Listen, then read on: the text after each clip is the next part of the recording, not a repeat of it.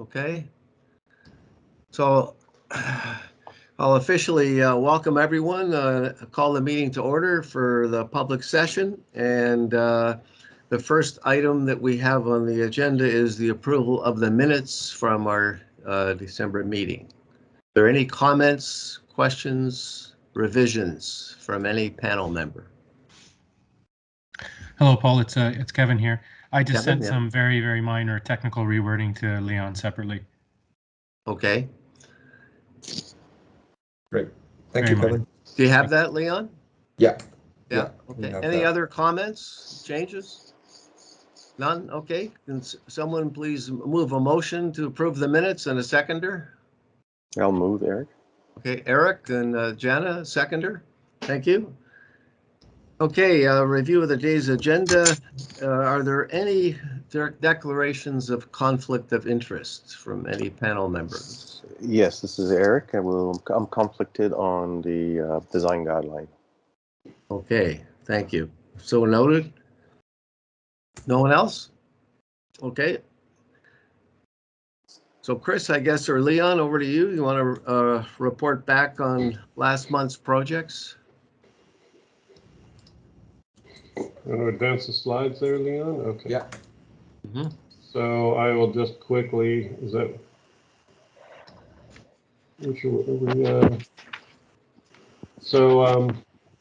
just some photos of work in progress. So already was mentioned before we got started that York Street Park is into construction now. And here you see I think this is a drone photo of the excavation and the tree protection. And the orange stuff is an insulated blanket to keep the concrete warm. And so you can see the team is focused on the pond perimeter and also the excavation for the mechanical room up at the top there, the orange rectangle. That is complete. That tree protection will stay there throughout the construction of the project. We did cut down some trees, but we saved most of the great ones, including the catalpa, which you see inside the heart. And there's still subgrade excavation ongoing, but I think they're doing pretty well. Moving this along, you really can start to see all the outlines of the park already. Next slide.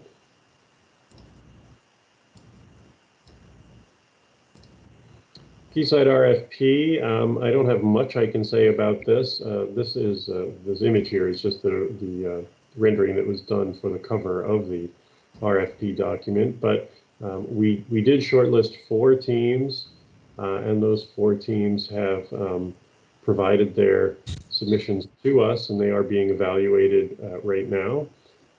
We are hoping for an announcement in the first quarter, so sometime January, February, March, and that has to move through our evaluation committee and our board before anything can be awarded. But I think there's a lot of exciting stuff. I think every team brought some really interesting ideas forward. So I think we'll be overall pretty pleased with the direction that this is going.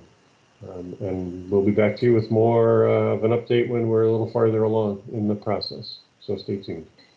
Next slide, please. All right, so we don't have any PLFP construction photos, I guess, this month, Leon? No, yeah, I think Okay. we'll share a bigger update. All covered in snow right now anyway. So I'm going to let Leon do the project update. Yeah, so reporting back on last month's projects, 545 Lakeshore Boulevard West, that came for schematic design. The consensus comments from December have been circulated to the proponent team. The city is focused on reviewing the zoning bylaw amendment application to include the POPs and also the adjusted densities for both the heritage block and also the residential block. And we will be providing comments as part of that review as well. And following that, the city will host workshops on the public realm design later in February or March. This is a private site, and they have completed their second review last month. So the city will decide whether they feel a third review is actually required. And just to look at the projects in the upcoming agenda for next month, we have 200 Queens Quay West schematic design. So we saw that project last year. This is the redevelopment of the parking garage site. For Issues ID, we saw that, so they'll be coming back for schematic design. Bentway Bridge, this project has, the timing of the review has shifted a couple of times, but we are pretty much confirmed that they would come back for their third detailed design review. Destination Playground Pavilion as part of Promontory Park. We will see that for the schematic design. And then also Queens Quay 2B, the Cherry Street alignment option, I think we have a decision there, so that part of the Queens Quay East work will come back again for schematic design. And on the waiting list is the Legacy Art Project, and we'll see if that happens. Okay, so those are all of my updates. And I'm actually waiting for Claude to join because And maybe while we're waiting, I would Yeah. just remind all the participants in the general session that this public session is being recorded and will be posted on the Waterfront Toronto website.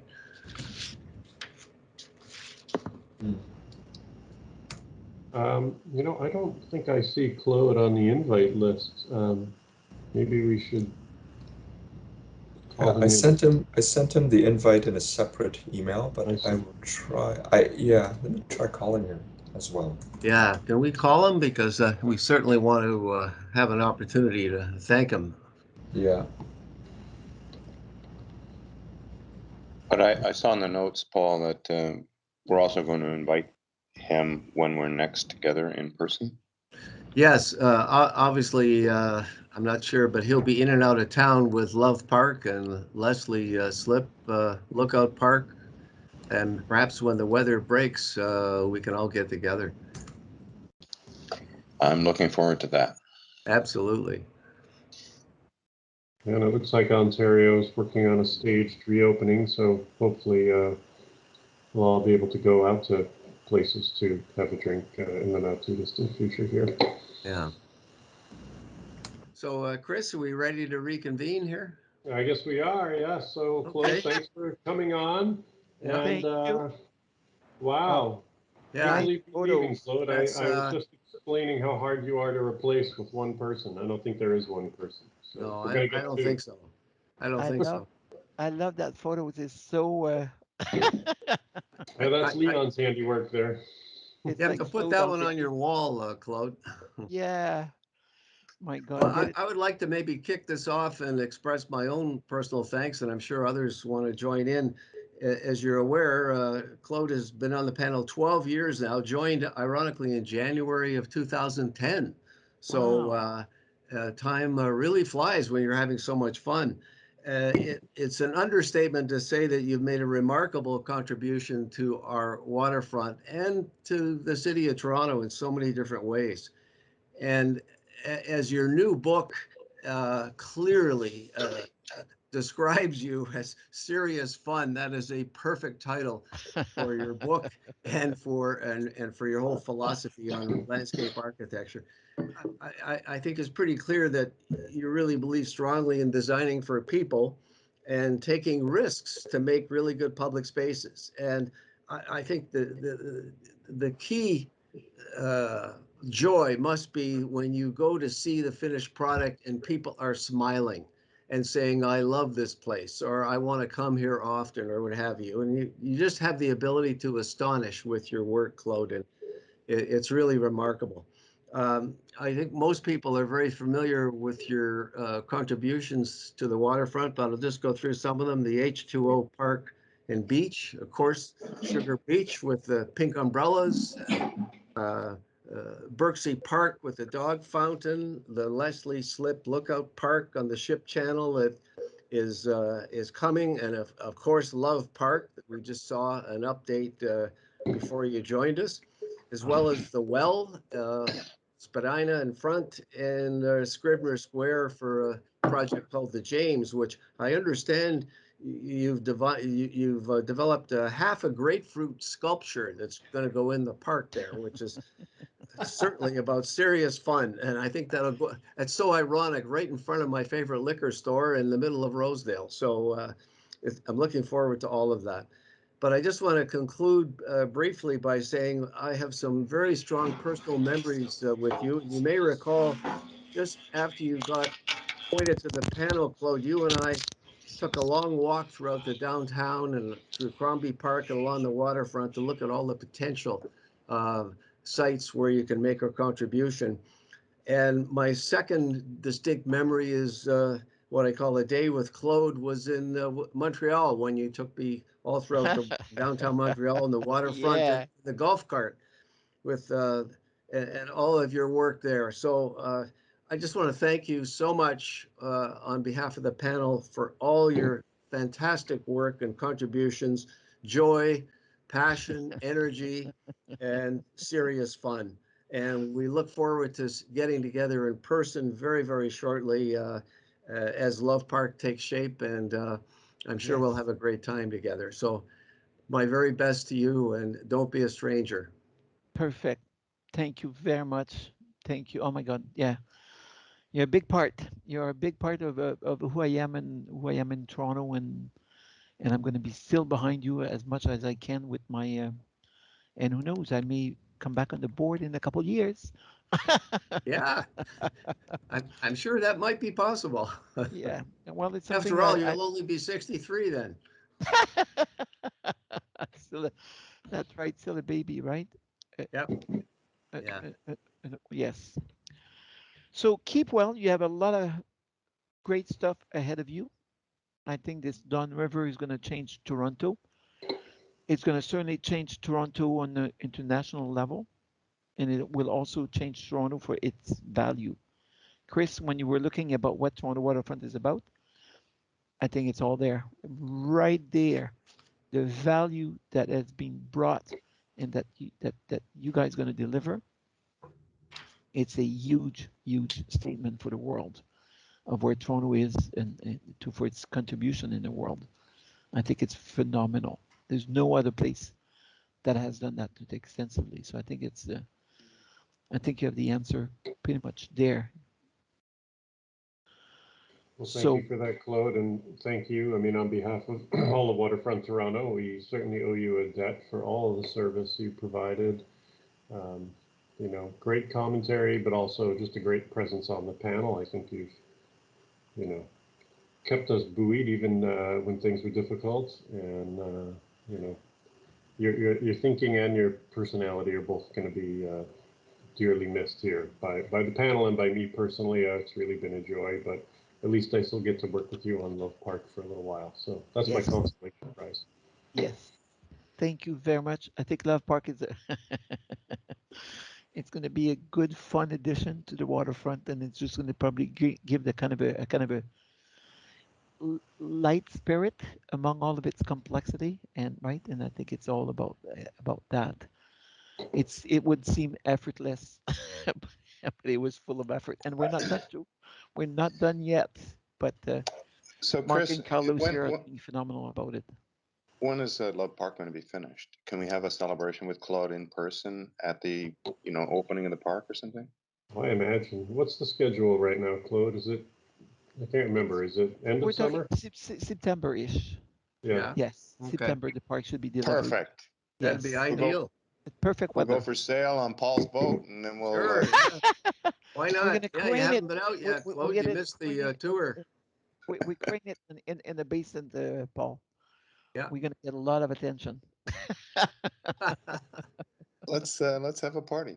Yeah, absolutely. I believe Nina Marie, you have your hand up. You want to Yes, speak?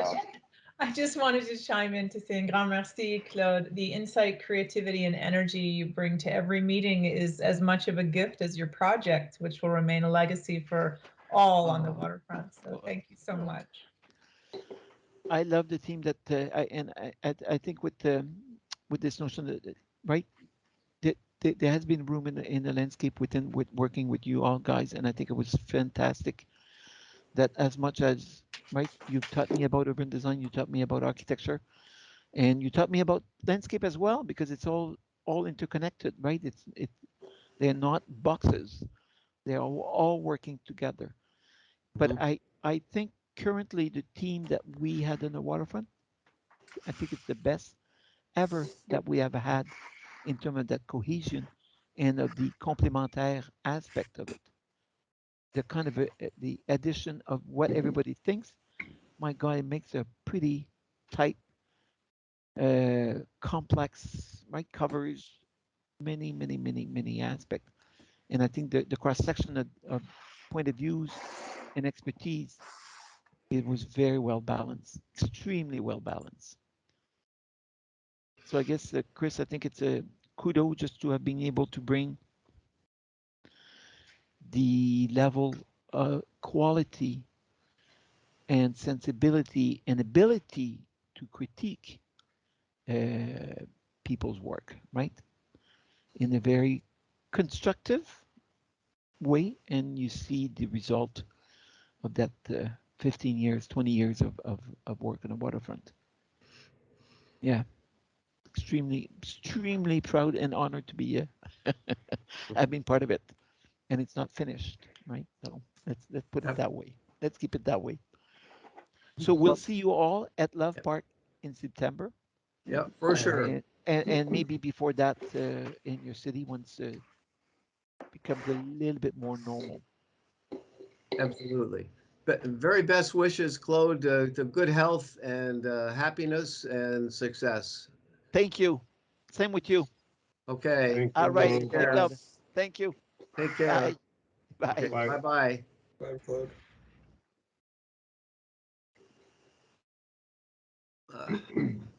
Okay. I'm so All right. glad he could join us. That was fantastic. Yeah, That was me too. great. Yeah. Yeah. Very nice to see him. Could you send us that slide of Claude? I'd love to have it myself, actually. Maybe we should make that his plaque. Yeah, I think so. Yeah. I remember the day that photo was taken. Yeah. There Yeah. was a lot of Sat good next- conversation. Yeah. Yeah. Okay, I guess we have to get down to business. So. 10:20, so we only have the one item on our agenda today, the PICCOR Urban Design Guidelines Draft Plan. Very lengthy presentation, but I believe, Anthony, are you there? Are you going to do the introduction? Hey, Paul, just before we start, I just wanted to let everyone know I have a speaking engagement at 12:15. So if we're not Okay. done, I am going to have to disappear and you can continue on without me. Okay, and I guess it goes without saying, we are not going to have an in-camera session after. No, I would say not. Okay, all right. Okay, thanks for sharing that. So Anthony, are you there? Oh, I'm here. I'm not certain if you're able to see me. Yep, Yes. we are now. Oh, excellent. Perfect. Okay, you want to And give us an introduction here? yes, actually, the PICCOR Urban Design Guidelines have been under development by our project team for an extended period of time. And the leads actually are going to be presenting today. So I'm Anthony Kittle. I'm project manager with community planning. I work on waterfront projects. And the other presenter and who has been leading the city's urban design team on this particular project is Deanne Mighton, senior urban designer, as well as Joe Lobko, which I believe everyone knows, who is the lead from DTAH. So we have a much larger project team. We've been working on this particular project since 2019, and we're very pleased to bring forward a draft of the urban design guidelines that we provide a copy to, of course, the Waterfront DRP for review. But this presentation is going to focus on our response to the comments that we received in June 2020 from the DRP when we presented the direction. They were actually extraordinarily helpful as we focused our thinking on some of these more difficult and unique attributes to the Piccore area. Is it possible for me to share? Yes, I'm going to make you a presenter. Currently, I don't believe I'm able to. Yeah, okay. I think you should be good. Oh, excellent. Thank you very much. So, and the urban design guidelines were developed in coordination with a number of our stakeholders and our landowners, as well as the film office at the City of Toronto and the City of Toronto's Film Board, as well as the music office. They've all been instrumental in this process, and Waterfront Toronto is on the project team as well, and has also been absolutely essential in creating this document. So that's the Waterfront Toronto project team, as well as City of Toronto and CreateTO. But we've been assisted by DTAH, Laura for public consultation, as well as research to really do a deep dive into our commercial animation strategy moving forward for this urbanizing light industrial area.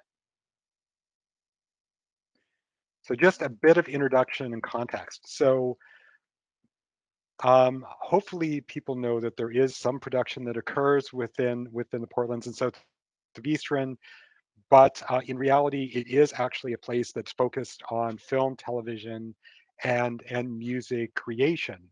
In Toronto, film production in 2020 contributed over $2 billion to the economy, employed over 35,000 people, and we welcomed over 1,500 productions. And the four movie and television posters that I've put up on the screen, these are actually have all been produced within the Portlands. And this is just an overview of the existing and planned screen-based and creative clusters within the Portlands and South of Eastern. As you can see, there is quite a few, and there is a concentration within Piccore with Pinewood Studios, as well as the emerging Basin Media Hub. A little bit of context. The Portlands was being planned since 2013, but it wasn't until 2012. Oh, sorry, 2003. It wasn't until 2012 where there was a focused initiative to accelerate the development of the Portlands, and that resulted in the Portlands Planning Framework, which was adopted by City Council in 2019. And we've been working to implement that vision for the Portlands over the last 5 years, including the development of Piccore urban design guidelines, which was a recommendation that came out of the original Portlands planning framework. So the vision for the Portlands, and I believe everyone on this call knows what that vision is, was that the Portlands was going to be an extension of downtown with a balanced mix of uses. So there would be this balance between emerging complete mixed-use communities and with those light industrial districts that support the growth of the city's production, interactive, and creative sectors.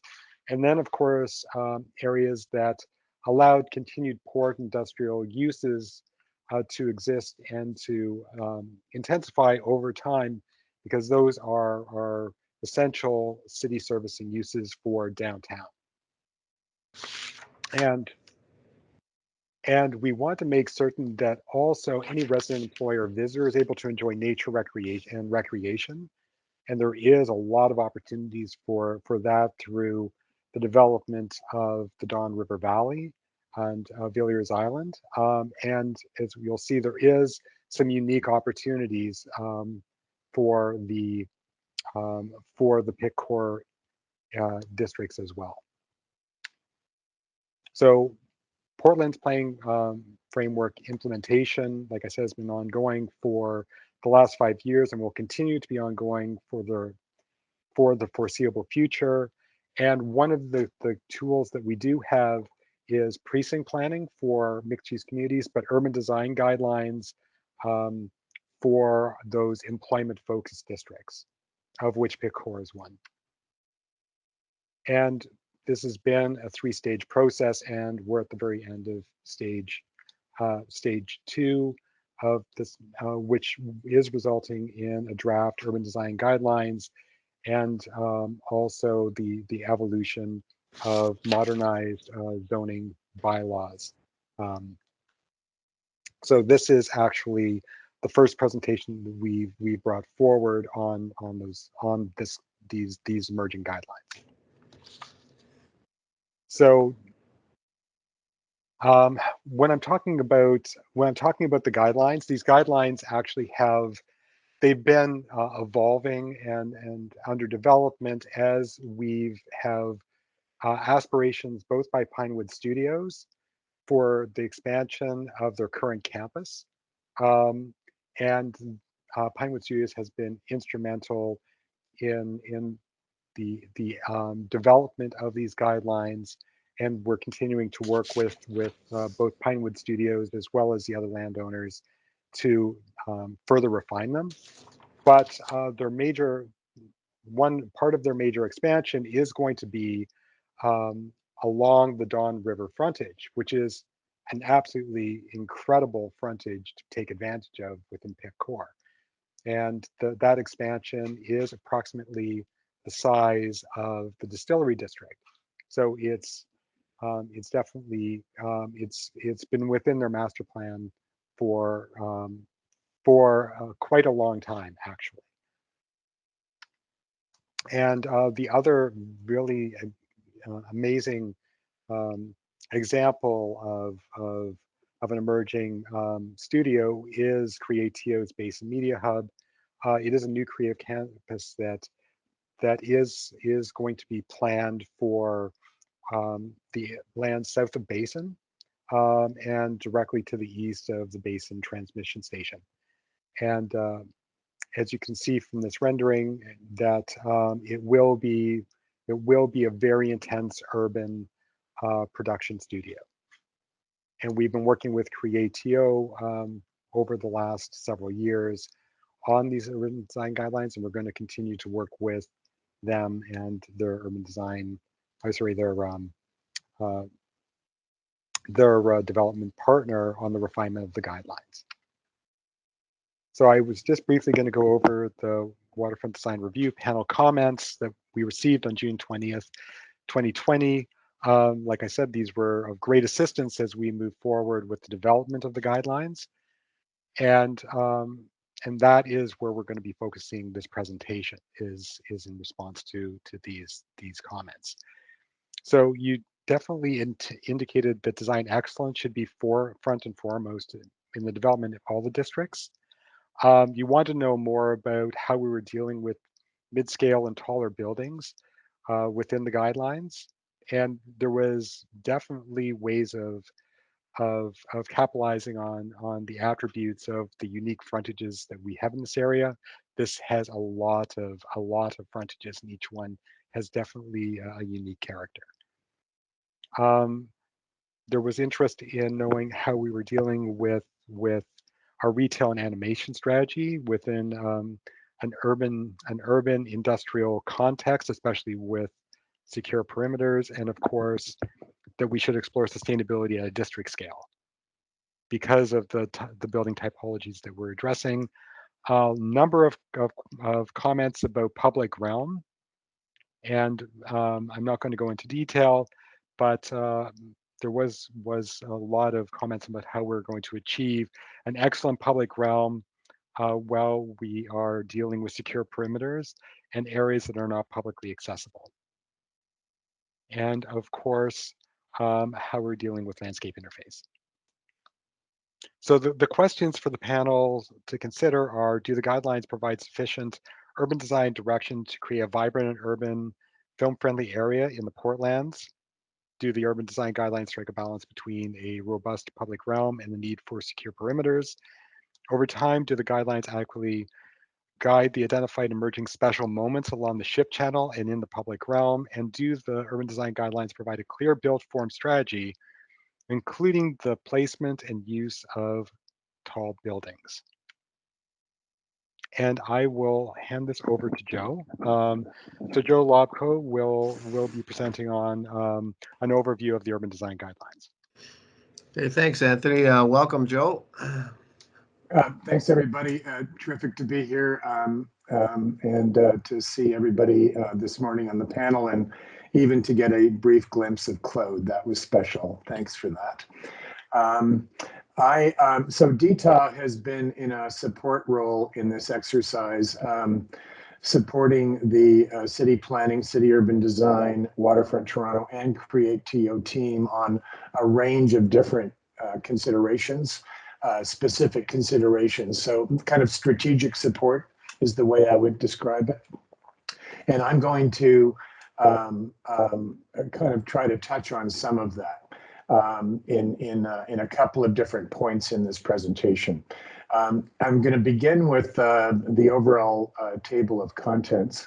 And I think the first thing I want to say is that this is a City of Toronto Planning and Urban Design Department format and approach to design guidelines that they've developed over time in terms of its content organization and breadth, if you will, in order to try to ensure complementarity, if you will, with the range of other policies and guidelines out there. So that's partly to explain its overall structure. Within that, however, what this collective team has tried to do is bring the specific character of Pitcore to the fore and fundamentally tell the story of what this place was and what this place wants to be through the organization of these guidelines. There is historic and planning context at the outset and a kind of a high level kind of introduction that puts the guidelines in a larger context. There are sections that, and I will just say this presentation is not going to be a kind of sequential review of this table of contents. What we're going to try to do in this presentation is kind of highlight the key elements that really make up make up Pitcore, and that we really ought to be paying attention to, we think, and you tell us whether we've captured that or not. But so parks and open spaces, and particularly you'll see the kind of edge conditions of this community are really critical. So there's some dialogue and discussion about that. The fundamental street and block network, of course, is always important in a new community. Equally so here, especially when there's so much secure perimeter involved, given the nature of the users and the kind of industry that's emerging here. Mobility and connections becomes incredibly important right across the waterfront. We've already got 2,000 or 3,000 people working down here every day, and very, very rapidly that is going to approach 5,000, and before we know it, that's going to be 10,000 people working down here. There are going to be a lot of people coming down here, so we rapidly need to improve how we accommodate a range of ways of getting here and getting around when you're down here. How we organize sites becomes quite critical, especially given a community that has lots of edge and not a lot of depth in terms of its plan dimension, and especially when there is this film studio thing about secure perimeters, which is not unlike a lot of other industrial precedents, just to say that. The notion of secure perimeters is not some new concept, but there is some creative thinking going on, and some of that will emerge, we hope, in this presentation. And that's coming from some of the people that are doing the work on the ground. There's a section, of course, on built form, and what I would say is very much a evolving appreciation of the opportunity and the incredibly diverse range of building types that are likely to emerge here. So that's really important. And while doing all of that and accepting all of the agendas at play, how do we advance the city's agenda around sustainability? And there's lots of layers to that, some of which will emerge in this presentation. Next slide, please. There are some guiding principles that have emerged through dialogue with landowners, with interested parties, previous conversations with this panel, lots of agency input, interests like the industrial interests in the port, a whole range of considerations. And I'm going to very quickly, I'm not going to get into a lot of depth, but I want to highlight a few things specific to this place. And first and foremost, a good neighbor policy.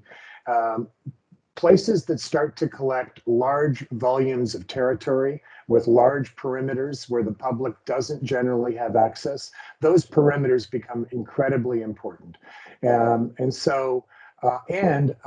They can be more creatively imagined than perhaps we've done in the past, and we have to do better at them. So there's a lot of energy here spent thinking about how to be a good neighbor and asking people to really consider that. The example on the screen, a Vancouver example, familiar to some perhaps, certainly to Anthony, who led our team, who comes from the West Coast, was about a film studio that is doing its best in BC to fit into a complex neighborhood. The second principle of design excellence perhaps is self-evident, but just to go back to a point, there are a lot of very, very highly visible edge conditions here, and they are incredibly diverse, and they are visible from large distances in really special places. So the way we make those edges really matters. The issue of this being a place for work and innovation around employment being a key priority means, I'll go back to this, we need to be light on our feet. Let us not create guidelines that are overly prescriptive, shrink wrapped. Just imagine one way of doing things. We need to appreciate where the public interest is and where the landowners or leaseholders need to have some flexibility to accommodate the range of things that may emerge here over the next couple of decades in this world of media and other things that are possible here. It says corridors to the water, perhaps better, not perhaps, indeed, it should be better said connections to the water, which emerged. Notwithstanding everything I've said, there are very important places where the community touches the water and where either visual corridors are critical, and that's a long-standing waterfront principle, no difference here. Placemaking opportunities here are incredible, given that incredible industrial legacy, the whole making of the place, things like the Hearn, the stacks, the ship channel, etc. Connectivity, I've touched on that already. The film-friendly nature of what has to happen here, Anthony will touch on further. And then ambitions, evolving ambitions and how to achieve them around sustainability. Next slide, please.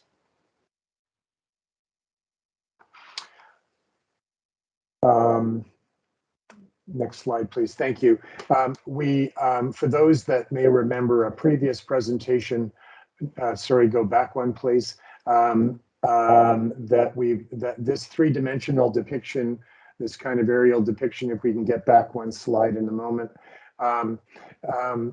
characterizes Pitcore. It is basically the lands from the Don River, the new Don River frontage at the Don River roadway at the upper left of this image, all the way to the turning basin.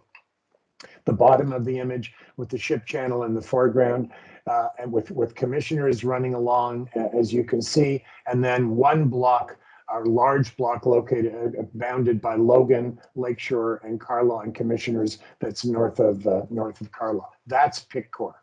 And what you can see is it's a community of edges without a lot of depth, and we've characterized those edges in four ways. 2 water's edge promenades, 900-meter long, almost kilometer length of the ship channel that turns into the turning basin, an incredibly wonderful moment down here in the waterfront. the first set of characteristics. Two kinds of park-facing frontages. Park may or may not be the right term when dealing with the Don River frontage. It's not a park in a classic sense, but it's a new river valley that's emerging.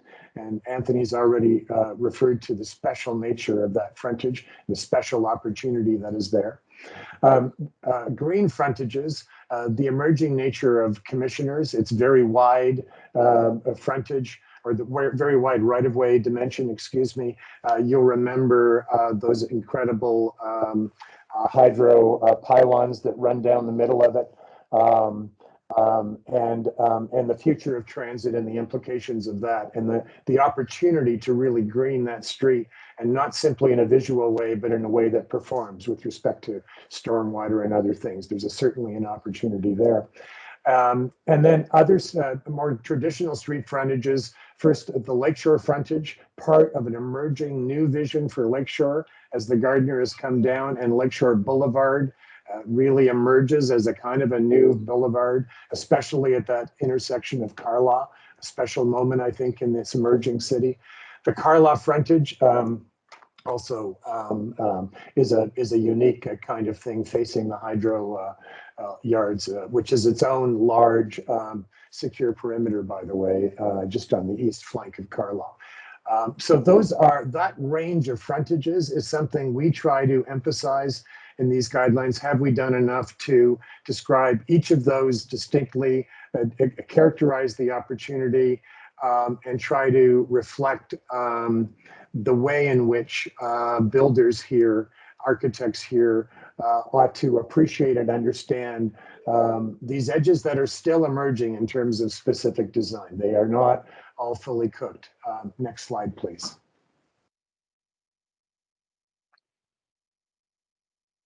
And I think it's back to you, Anthony. And I'm just going to touch very quickly on a number of ways that the guidelines have been addressing the desire for film friendliness within the pit core areas. So the first thing that I think that we wanted to address was the unique nature, the unique building typologies that make up a creative campus. And when I'm talking about a creative campus, I'm talking about any place where content is generated. So that can be your traditional film studio, but also any digital media development and in software development, video game development as well.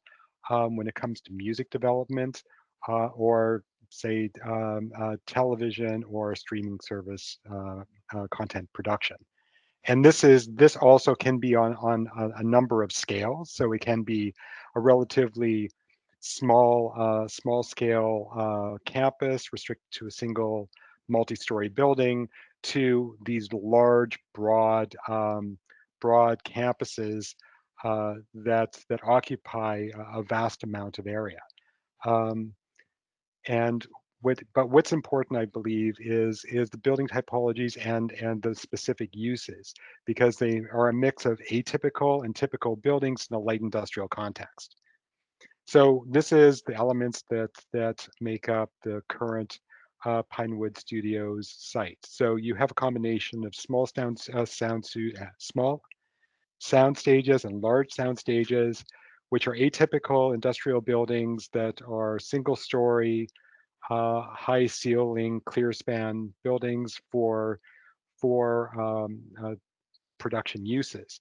And then, of course, you have offices and other associated uses associated with a relatively typical building, but it can, of course, be incorporated into, say, a soundstage or another type of building, or be a standalone building with in a more traditional building typology.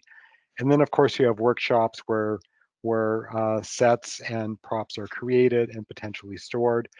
What's also quite unique is that there is secure perimeters that are required for both security, but also for protection of the intellectual property that's being created inside this campus. And what is more unique about creative campuses is that to support production, you need space for base camps. So that's the parking of vehicles, which have specific uses in supporting those production uses. But also you have creative campus elements that also can be incorporated, such as post-production facilities. So that's your sound mixing, your editing, a lot of your digital animation, among other things. Then you have offices and production support, and communication and broadcasting facilities can also be incorporated within these campuses. And many campuses these days also require fast and high-speed internet or digital communication access as well to function effectively. And Deanne, you yeah, I'm just going to jump in here because I think one of our examples here, the Chum City building, is somewhat foundational around how we think of built form. The Chum block, occupies the entire block. It has a mix of film uses, offices, studio, production. It has varying activity at different times of the year. And they really use the buildings to help form the secure perimeter, and that edge moves and changes over time and during different events. So we just wanted to point it out because we're going to pick up on it as we go through built form and secure perimeters, but we wanted to touch on it while the example was up. And another subject was actually creating direction regarding film-friendly streets. And we worked very, very closely with the film office and representatives of the film board on what should be considered when designing a film-friendly street within the Pitt-Core district. And this may have broader applicability outside of Pitt-Core. But and their input was absolutely instrumental in developing this overall direction. And what's most important about that was included within the urban design guidelines is there is a non-shooting side of the street, and then there would be a shooting side of the street. And the shooting side of the street would have some unique design elements incorporated within it.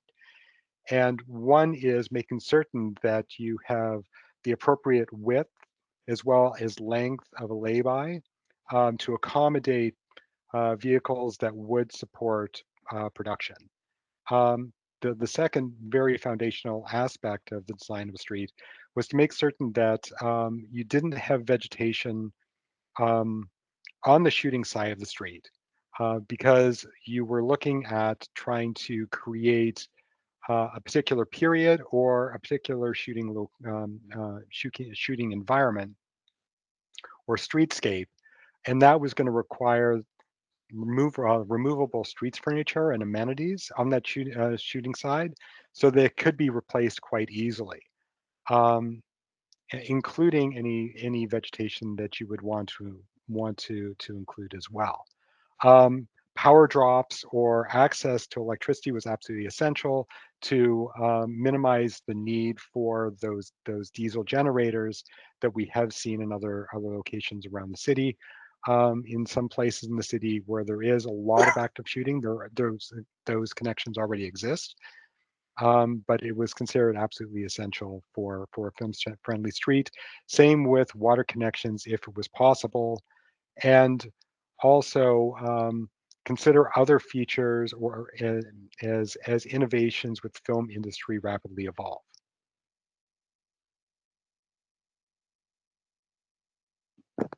Deanne? Yep, and I think the next slide. So the official plan modification has very high environmental performance embedded into the policies for the area down here in Portland, as we know. But as the panel is very familiar, we've been struggling to achieve some of those targets on the within the film typology itself. And in our discussions with the stakeholders, what really emerged was not that they're not interested in reaching them, but that some buildings struggle to do it because the nature of the buildings, and to provide some flexibility. So next slide, there we go. So our idea, which is the innovation here, so instead of building by building and achieving sort of the environmental performance standards, that we start looking at an integrated design at the master plan scale to explore, the urban canopy and biodiversity at that larger scale. So if there's some areas that we know we can't get the perfect spacing of trees, we have more trees in other areas and along certain edges.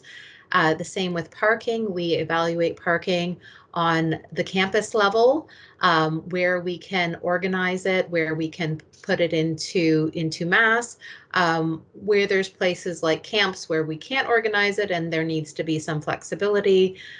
Same with stormwater, looking at that at the campus level versus the site-by-site level where we've had some tensions.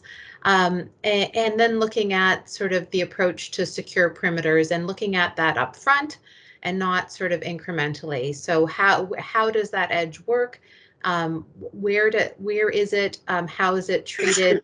And we will talk about that in more detail later in this presentation. Next slide.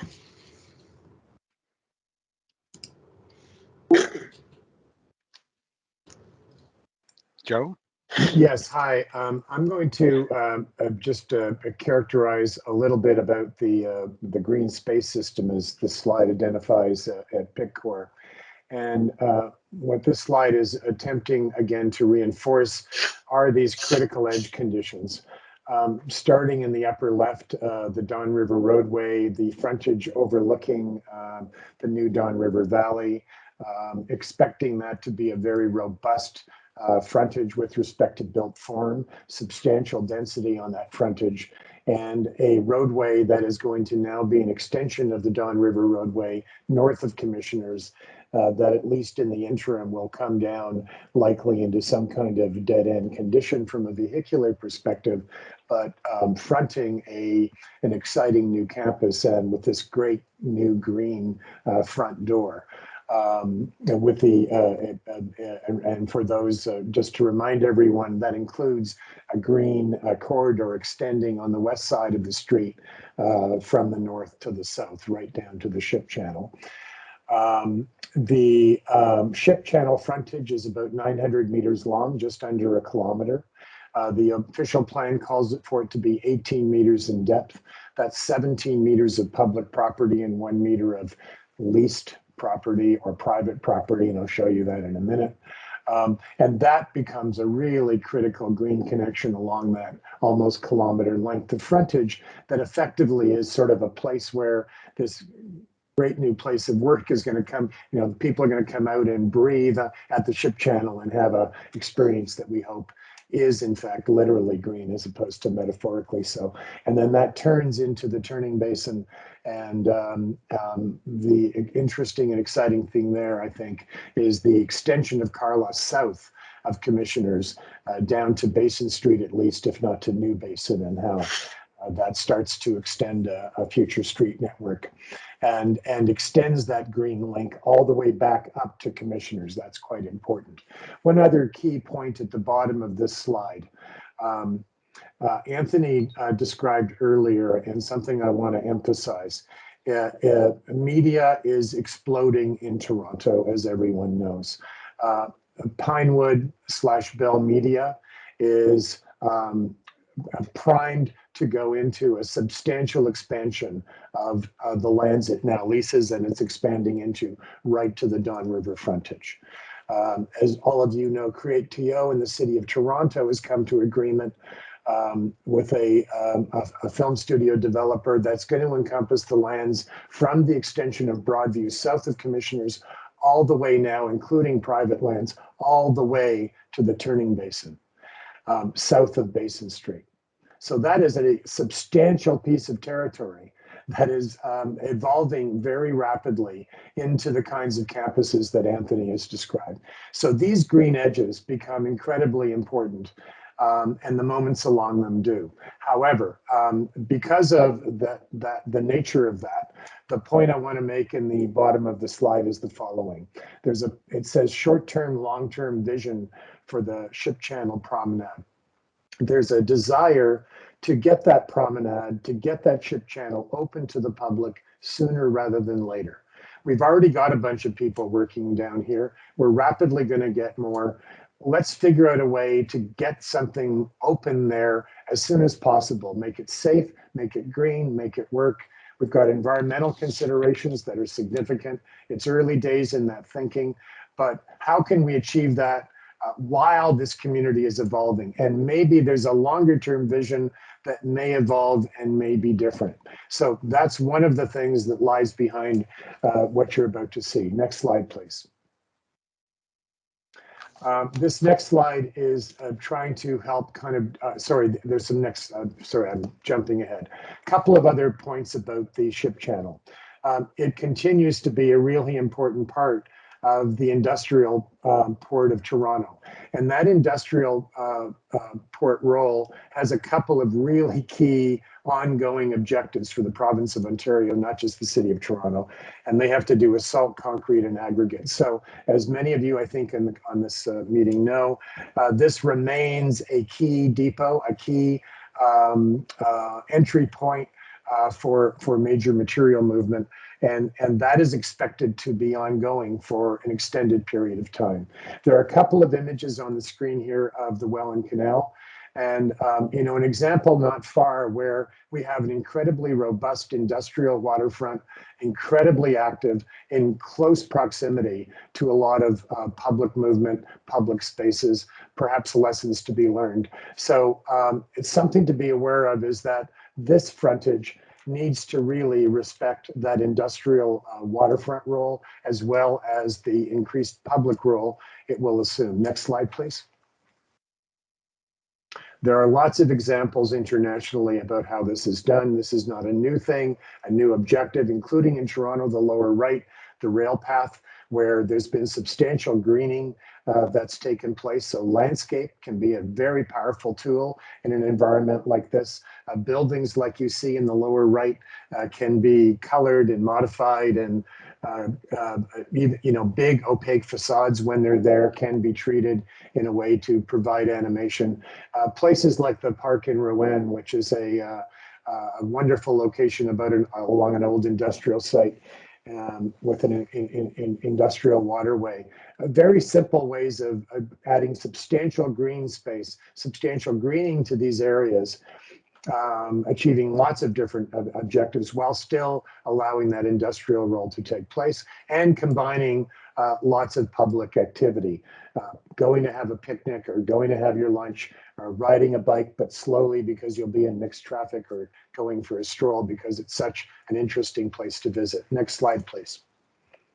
Remember as well, as these employment places evolve, places like Villiers Island with a substantial population is going to emerge. Places like the McCleary district, just to the north flank of this, will emerge. Both of those with substantial residential densities. People going for walking their dogs, in addition to the people that are living here. So, you know, these edges become very important public spaces, and they can have special moments along them. These are just, again, some examples. You know, even including Lonsdale Plaza in New York, in North Vancouver. I mean, you know, variety of examples where there could be special moments along the ship channel, along the turning basin, potentially along the Don River frontage as well. I don't know, where that can be celebrated and in otherwise substantial green and simple conditions. Next slide, please.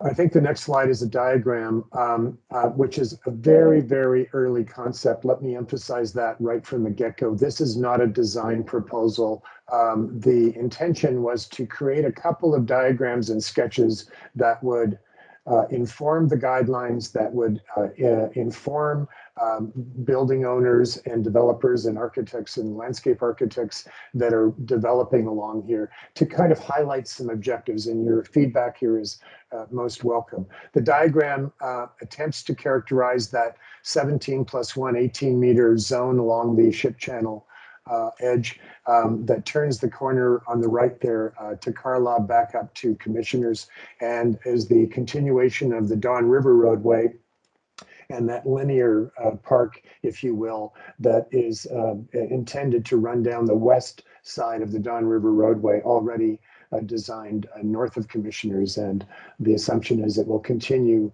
down to the ship channel here and then link to that frontage and bring you back up to Commissioners on the other side.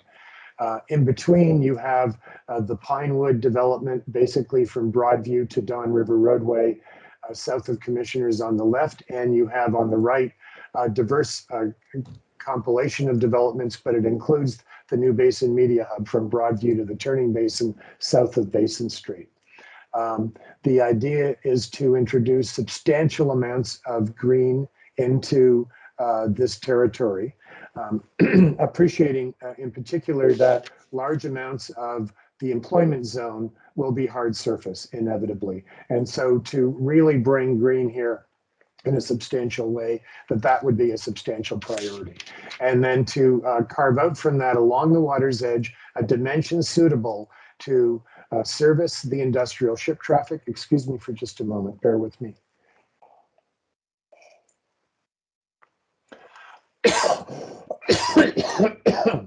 Apologies. A dimension suitable enough, the OPM describes that as 7 meters to address pedestrian movement, and that the balance of that dimension becomes a green zone, and I'll show you that in a section in a moment. But along that a kilometer or 900-meter length, there can be special moments, and those special moments ought to align with that idea back to connections to the water. For example, the extension of Logan Avenue. Logan Avenue is on direct access with the Hearn Stack, and these guidelines emphasize the continuity of that as a street corridor in the future. Salter, the corresponding one in the West Block, becomes that corresponding one, where here we describe the potential of a so-called urban room. I'm sorry. Some of these are very specific, these red circles and locations for opportunities for special places along the promenade to emerge are very strategic, like Logan, Salter, or Basin Street at the Turning Basin. Others are meant to be suggestive.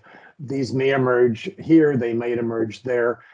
Again, being light on our feet and open to opportunity. Next slide, please. A couple of high-level comments about the sections you're about to see. One, in the event that there's a need to, or a desire to, and a need to really open up the promenade soon and quickly, and we've got environmental concerns below the soil. We have a variety of needs to make. The idea of taking a dimension along the water's edge and ensuring that industrial ship traffic continues to have access, but leaving enough room for bikes and people to mix, as we have done in other parts of the waterfront. We've got lots of precedents, we've got lots of dimensional experience to draw from. Ensure we've got a furniture zone, a place for benches and lights and all, basic amenities along there, and then a substantial planting zone where we can pile soil up, get substantial soil volumes, and really plant up zones that can help moderate some aspects of this frontage, which may result in large parts of opaque facades. Next slide, please. With that 1 meter setback zone to facades and to the built facade, that would allow for future maintenance by building owners, their own sense of greening, but it's a kind of a transition zone. So we don't end up with that conflict of building owners needing special permission to get onto public property because they want to fix a window. And that's part of it. And there's also a dimensional coincidence that results in that. Along that frontage, though, on these upper two sections, opportunities for special moments for sure. where those special places like Logan and Salter and other Basin are emerging, or those corner locations at the turning basin, where there could be cafes, food establishments, other venues that are both accessible to the film studios, but also accessible to the public. There can be an interchange, if you will, just like the Chum Queen West studios do, that kind of long action of going in and out. The lower section is about Carlaw and the idea of that landscape zone just turning the corner and coming right back up to Commissioners and allowing that green zone to be continuous.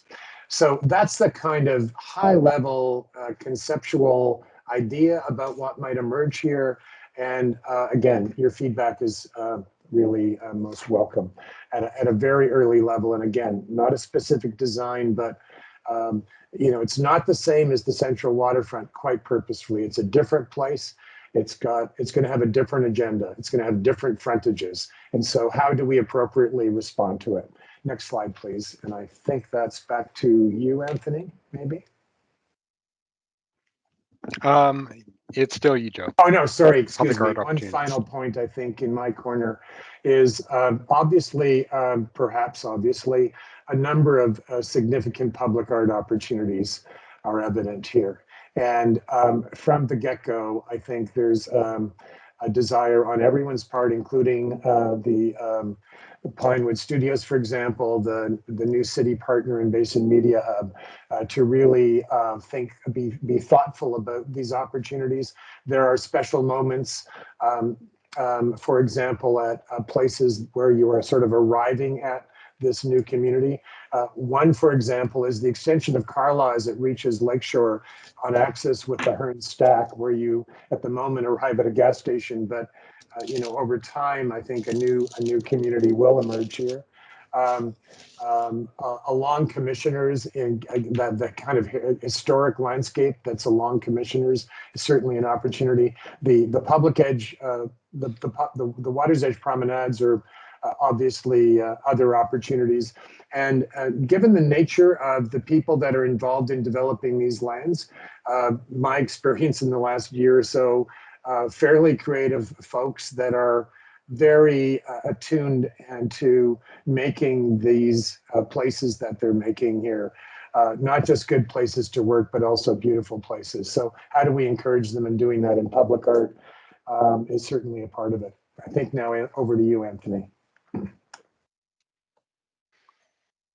And we actually did work quite actively on how to activate this place with the acknowledgement that we have to focus on the edges, but those edges may not have visual porosity. They may not have public access for the majority. So and we were working with Tate, who is our commercial animation consultant, also on the most appropriate approach to truly activating this place, especially early on in its transformation.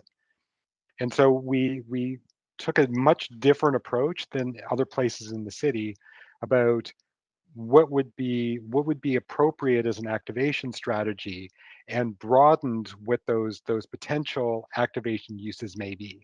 So we separated them into high public access, less frequent public access, transparent, but you don't have public access, and of course, what is opaque with no public access, but still with the desire to activate the space, make it interesting, really bring that lens of design excellence to those blank facades or those secure perimeters. So of course, we want to focus on those high public access locations, and that's your retail and service, where you can get obtain a coffee, meet friends for lunch, and also focus on entertainment and cultural uses. And those are actually concentrated at key nodes along primary frontage areas and strategic locations along the water's edge promenade. And then we, of course, have the less frequent public access, that's your office lobbies, your artists and studios, your community spaces, say your public facing and somewhat transparent production studios, places that that may at some point have a public access element, not of course all the time, but we wanted to we want to make certain that those opportunities were definitely provided for within these guidelines. And of course, the majority of our relatively transparent um, uh, first floor frontages is going to be with no public access. So that's going to be fronting offices and workshops, potentially public cafeterias, meeting spaces, um, or of course, other uses that have the ability to have light penetrate the building and provide that two-way visual connection with pedestrians. And but we believe that the majority of production campuses, like many light industrial sites, are going to be opaque. There's not going to be public access. They're going to consist of blank walls and secure perimeters. And we want to acknowledge that there is opportunities to soften those edges, but also make them attractive to people which are engaging with them in the public realm, and that's through landscaping, public art, attractive treatments. And Joe has spoken to part of that through the secure perimeter strategy. And the activation approach is applied actually to what is shown here is from the Portland's official plan modification. And as you can see, there is a lot of primary retail streets, secondary retail streets, and Water's Edge Promenade that we have to activate.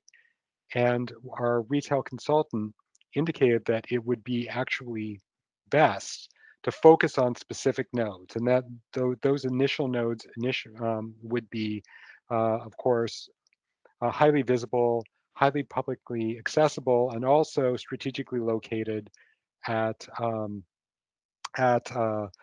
transit stop locations, or within potential moments or urban rooms along the Water's Edge Promenade.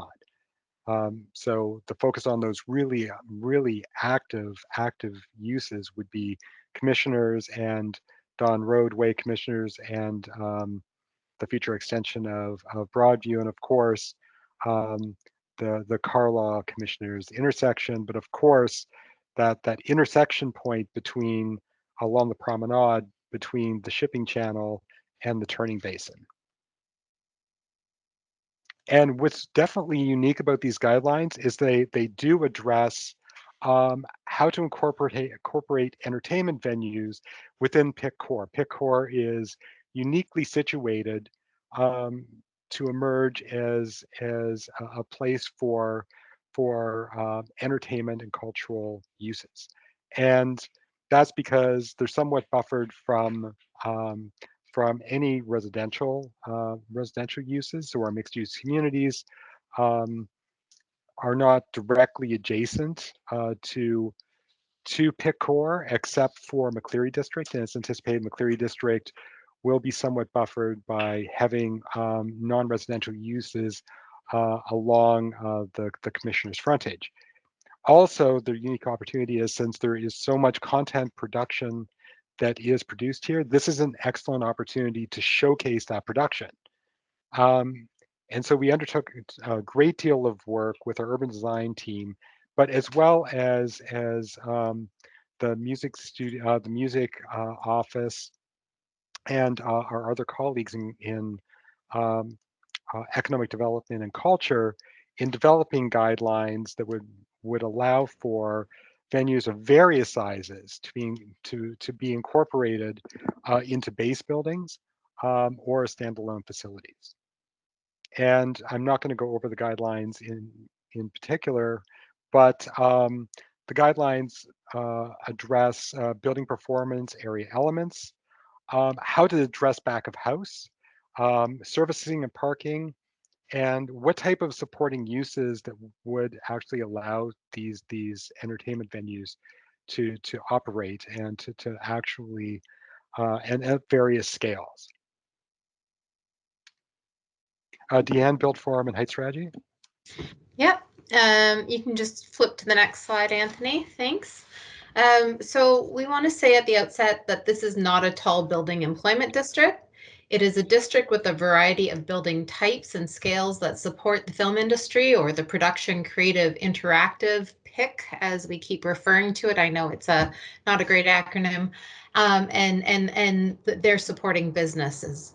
It is by no means uniform, which makes it a challenge as we go forward and start organizing these buildings and bringing all these ideas together.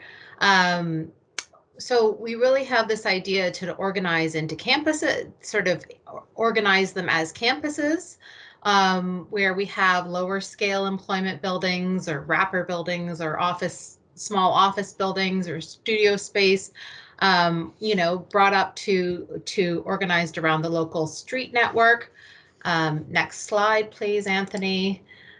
We start using mid-scale employment buildings to line the arterials, and really start placing these buildings to form edges, and to start working on that interface and those good neighbor principles. And next slide after that. And there's a variety to these buildings, right? We've got some 30-meter buildings, we've got some 40-meter buildings, we've got some smaller buildings, but they start becoming edge buildings. And the higher the buildings are, the more they're concentrated closer to the transit nodes, and the larger arterial roads. But that there is some variety in them as we go.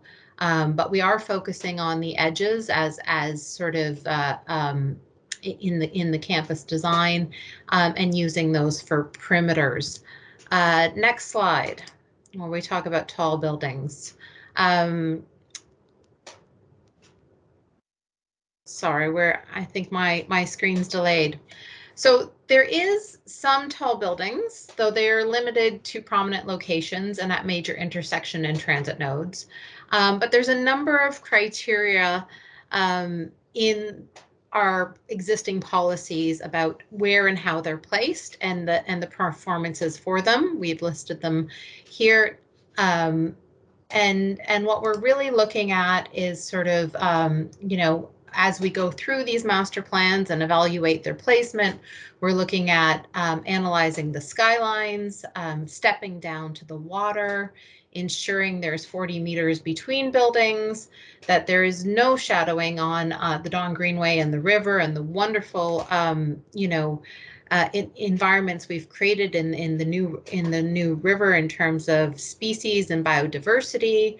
That we're really looking at pedestrian comfort, wind, sun conditions, and also the one we're struggling with as we start, sort of contemplating taller buildings here is the environmental considerations.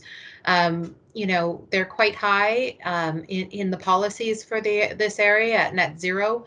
How does that start working? We know we've struggled a bit with this and some of our larger buildings on the waterfront, and we keep continuing to raise the bar and move that forward as we go forward, and challenge to the designers over the next few years as this gets built out. The other thing that helps, next slide, organize the taller elements is the views. And we have both. I think we're flipping. I have a delay. I don't see my view slide yet. We have both protected views, which are in the official plan modification for the area, and we have non-protected views, but we have sort of important emerging views that we've been working with as we've started to develop this area. So emerging views that weren't fully, articulated in the modification really is that Don roadway frontage that Joe spoke about before, and that sort of great new street wall we're creating along that edge of the new park. and what does that look like, and how does that start framing that green open space. We also have an emerging view down Carlaw, and some new views that we're discovering from Villiers and Commissioner Street, as we go through and look back through the park and onto this new skyline. So these are things we're using to guide us as we work through the placement of buildings. Next slide. But really our height strategy is organizing the buildings, along the prominence or the higher order or primary frontages, developing street walls, and then also allowing some flexibility within those edges. So the lighter pink area, to form the areas for the camps and the staging and the workshops, and some of the things that are, have security, related issues, in terms of content, and as well as just not that interactive. So we're really trying to organize, organize these campuses where the buildings get pulled out, respect that existing grid and those sort of visual connections to the water and the stepping down, but we start placing buildings, pulling them to the street and giving some definition, which brings us to our creative campuses and secure perimeters. Panel knows we've been struggling with secure perimeters, and I'm going to hand it over. Anthony and I are going to tag team the next section here. So after a great deal of work and research into creative campuses in the urban context and approaches that have been used quite successfully, but also through our discussions with Pinewood Studios in particular about some innovative approaches to creating secure perimeters, we've developed an overall secure perimeter approach. And there's particular elements to any secure perimeter, and that is buildings that don't have an active frontage. So I have that the facade is blank, and there is treatments that can be applied. Then you have buildings that also can be treated with a green facade as well, such as the Culver Studios. But then you have buildings with active frontages that can actually create that secure part of that secure perimeter, as seen by the Cinespace Chicago example.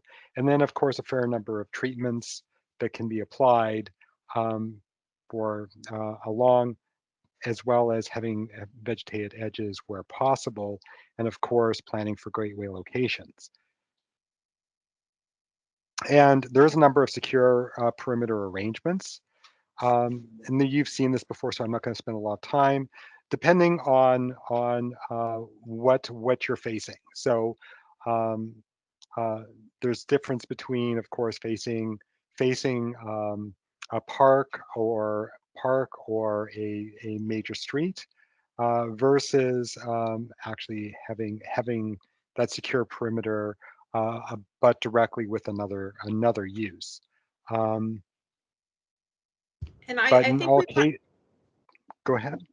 Sorry, Anthony, just also pushing and pulling that edge and that arrangement from the sidewalk and the landscape area and the fence and the building to when do you drop the fence in? When do you, open those facades up and use those to engage, and start playing. So it doesn't need to be consistent, on all the edges, and that you will have different treatments at different places depending on what we're dealing with. But what we're looking to do is at the master plan sort of stage is define it and define what treatment you're using where, and how that system is working, for the greater sort of campus. Next slide, Anthony. Oh, sorry. And what we're introducing is the creation or the option to use elevated secure perimeters in situations where you want the ground plane to be publicly accessible. So you still want those buildings to be part of that production campus, while also making certain that you can create either a destination or a much more active, publicly accessible area that's part of that um, secure perimeter. So there is a number of design considerations that have been incorporated within design guidelines um, that I'm not going to run through, but there has been a great deal of thought that's um, been brought forward on what would make what would contribute to the design excellence within any campus master plan. And I'm just And going of to add, course, gateway. oh, Oh, sorry, go ahead. Anthony. I just want to add in here that we, in our design guidelines, you know, we've been listening to the panel for the last few years when we have sort of elevated, you know, walkway elements that have been introduced, you know, in East Bayfront. And we've been really trying to, you know, make sure they do not obstruct key views or future right-of-ways. They're designed to be highly transparent and visually lightweight. They maximize sky views, and that they're part of the conversation, but they are used in a sensitive way. So you know, we've done a lot of listening and learning over the years as we've had to contend with some of these, and a lot have been at panel. So we've been trying to incorporate sort of best practices as a way of and integrate them into these design guidelines. Next And we have a slide. fair amount of guidance on gateways to be incorporated into secure perimeters. Gateways actually serve a number of purposes, and what that purpose is will define how we approach the treatment of those gateways. So the ones that I have actually up are various examples of approaches that either attempt to celebrate that studio through the gateway design, such as Toho Studios, which uses public art of the content that's been produced, in this case Godzilla, or really truly provide a broad gateway experience, such as the Sunset Studios. But also we in many ways there is gateways can be if there actually are a primary access for larger vehicles, can be incorporated into design so that they're less prominent, such as the one at DreamWorks. So when you put everything together in a design perimeter strategy, there may be different treatments depending on the frontage and the interface. And this is North Shore Studios in North Vancouver. And they have a number of different edge conditions with different approaches to address the secure perimeter.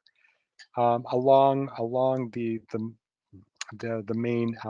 main roadway, they use plantings as well as offices with visual porosity to define that particular secure perimeter, with one sound stage that has a blank wall where they enhance the plantings, and they actually incorporated a mural. This faces a light industrial area that also has residential associated with it. There's just a fence with dense plantings along one perimeter, and that is directly adjacent to a large format retail use. But that is actually that's the rear of that retail use. So it's mostly actually for loading and access. And then of course they have a forested buffer because they do back onto a riparian area, but that riparian area does have access for the public through a series of trails. And then, of course, another example, Culver Studios, which was master planned within an urban context. They were redesigning and redeveloping a good portion of their studio, and they did provide a secure perimeter strategy that had a single vocabulary, or at least complementary vocabulary, when it came to the urban design, based upon the frontage and what the particular purpose of that secure perimeter was. So you had 4 fence types that they did include. One being a green fence type that did actually have a fair amount of vegetation that was associated with it to soften a parking structure. There was a blank facade that was on a major road. The majority was a textured concrete fence that was used actually for the areas that were abutting other uses that weren't publicly accessible for the most part, but also on their primary access road as well, that had other light industrial uses incorporated into it. But the red, which was the lower fence type, was used to denote the perimeter of the studio, but it was directly adjacent to a park, and it was a portion of the studio that didn't need to be secured. So they wanted to define where that perimeter was, but they wanted people to be able to access that area, as well as have a great deal of visual porosity. And Deanne, do you have anything to add to any of the examples? I think just that we're looking to come to, as we talk about sort of campus-wide strategies. This is one that we're providing guidance on developing, and I think there's some excitement on how we treat these edges, and that the edges can be, we're also looking at where they open and close sometimes, similar to the Chum City example. So maybe it's not, there may be multiple lines at different points.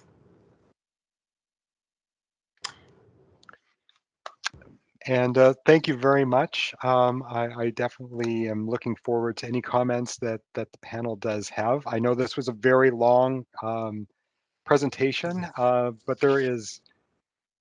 these guidelines have a great deal of information included within them. So we've been focusing on what makes these guidelines unique, and also focusing on the comments that we received in the past. So I'll just reiterate the questions for consideration. Do the guidelines provide sufficient urban design direction to create a vibrant and active urban film-friendly area in the Portlands? Do the urban design guidelines strike a balance between a robust public realm and the need for secure perimeters? Over time, do the guidelines adequately guide the identified and emerging special moments along the ship channel and in the public realm? And also, do the urban design guidelines provide clear built form strategy, including the direction on the placement and use of tall buildings? Okay, does that conclude everything? Yes, that concludes it all.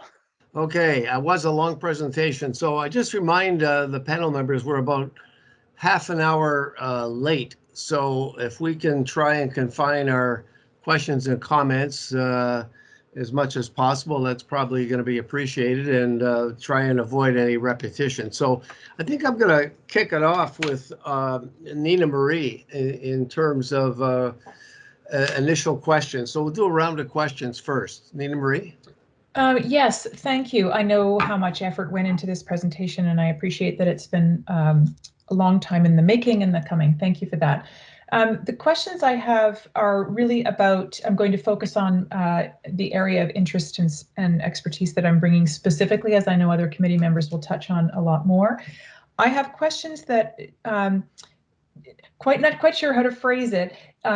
I'm very interested in the ways in which stormwater in particular, or rain as a resource, are being encouraged beyond the broad range of possibilities being allowed. These guidelines are, as you have explained, necessarily broad and at the same time trying to encourage the principles that you've raised. So we had, for example, a case earlier in looking at, and perhaps this is a question, and I apologize for meandering, between the public realm and long-term sustainability for the site. I'm struggling a little bit to phrase this question because I know that we're looking at a very long time horizon here for an area that has huge value in the public interest, and also a very important, I would argue, ecological and environmental value on the edge of the lake during climate change. So I wonder if you could talk a little bit more, if necessary, or direct my attention back to where there are really specific, not vague, but really specific opportunities, expectations around stormwater specifically, and around biophilic design. Let's say that, and leave it up to you to figure out where or how you want to answer that. So I'm going to jump in here first, Nina Marie, it's Deanne. A lot of that policy actually was embedded in the official plan modification. So it's actually an OP policy, which also works in tandem with this document. And unfortunately, we don't have our environmental planners with us that helped work on that aspect of these guidelines.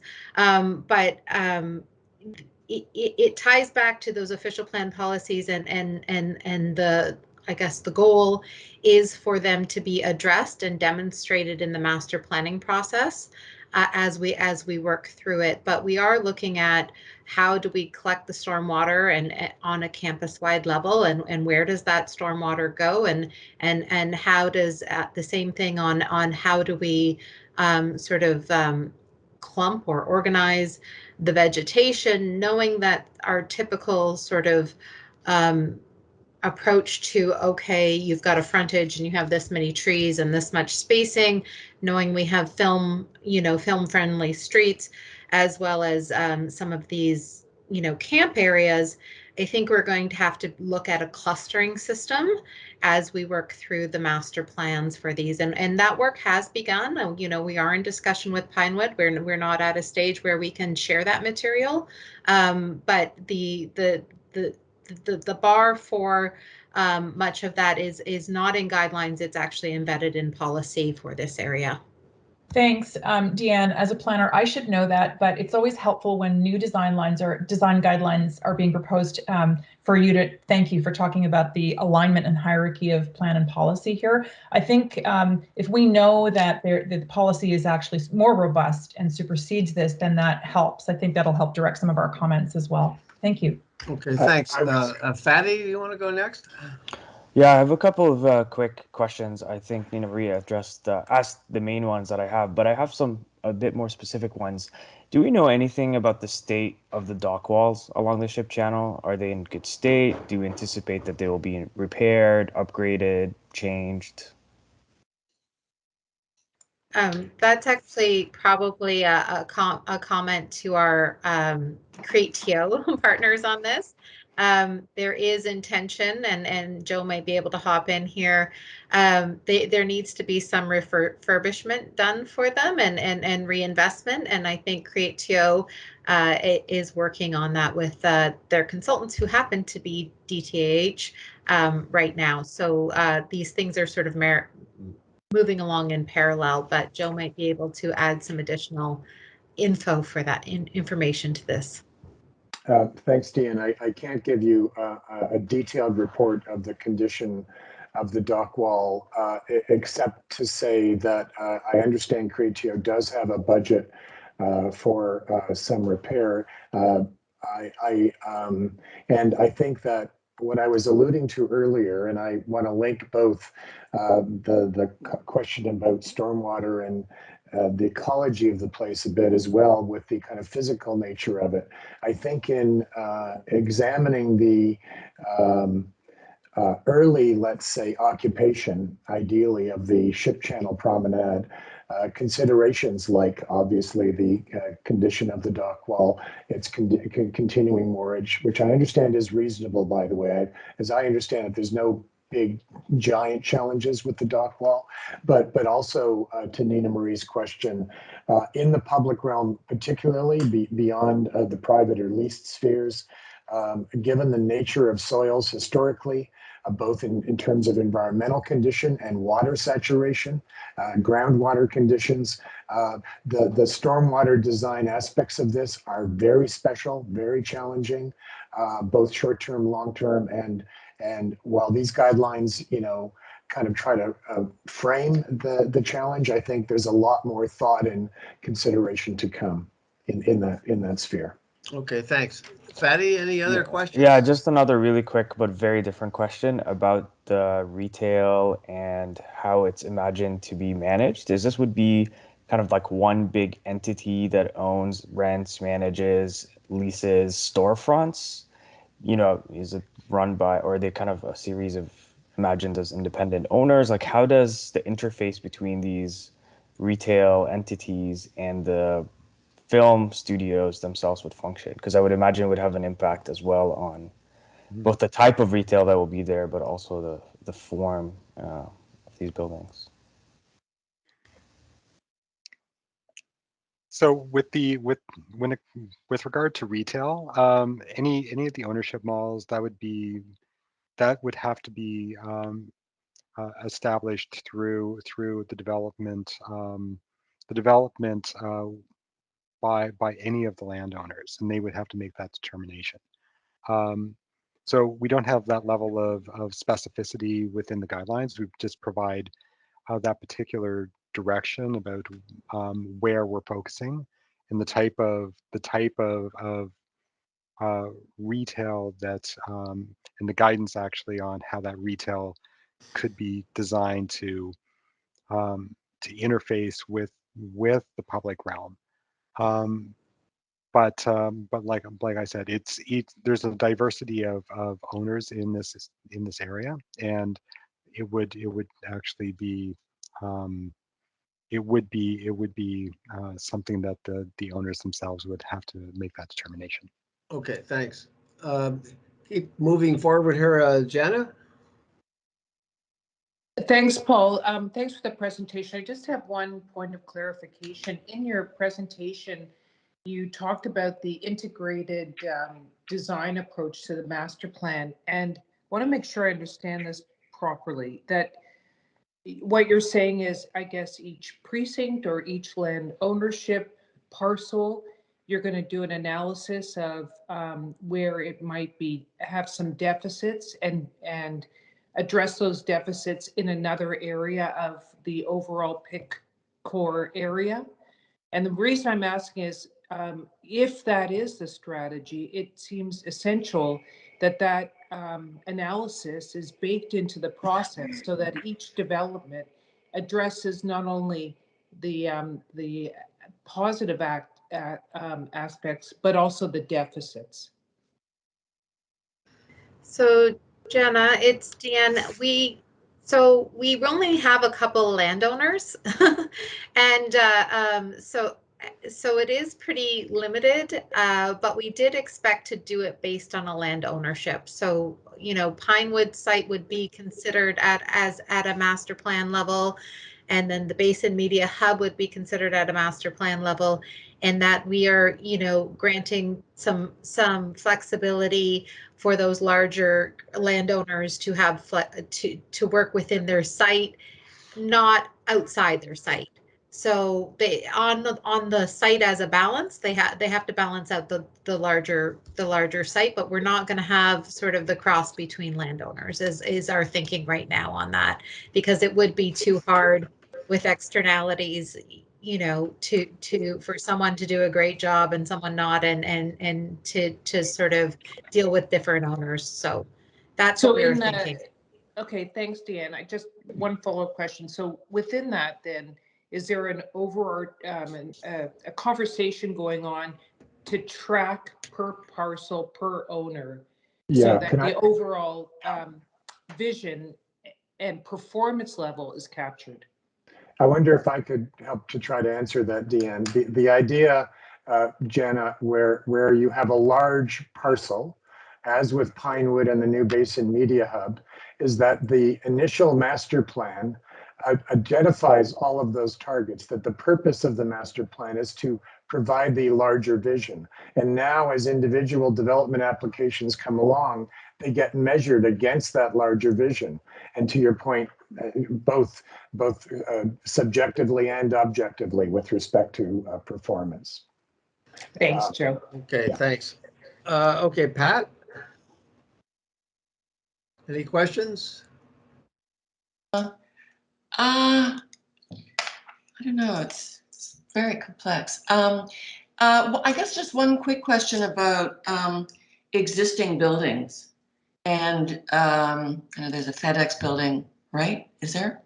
And what's the strategy for identifying those that are good or what, or I don't know, the incorporation, because some of the diagrams don't really include them, right?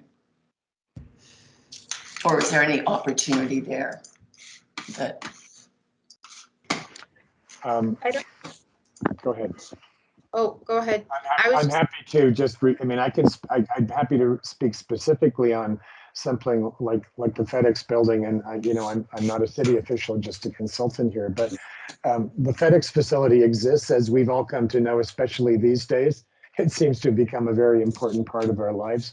I suspect it's not going anywhere for some long period of time. And in the course of evolution of this neighborhood, the property owners there, which are private, will come to their own conclusions about that particular property's future.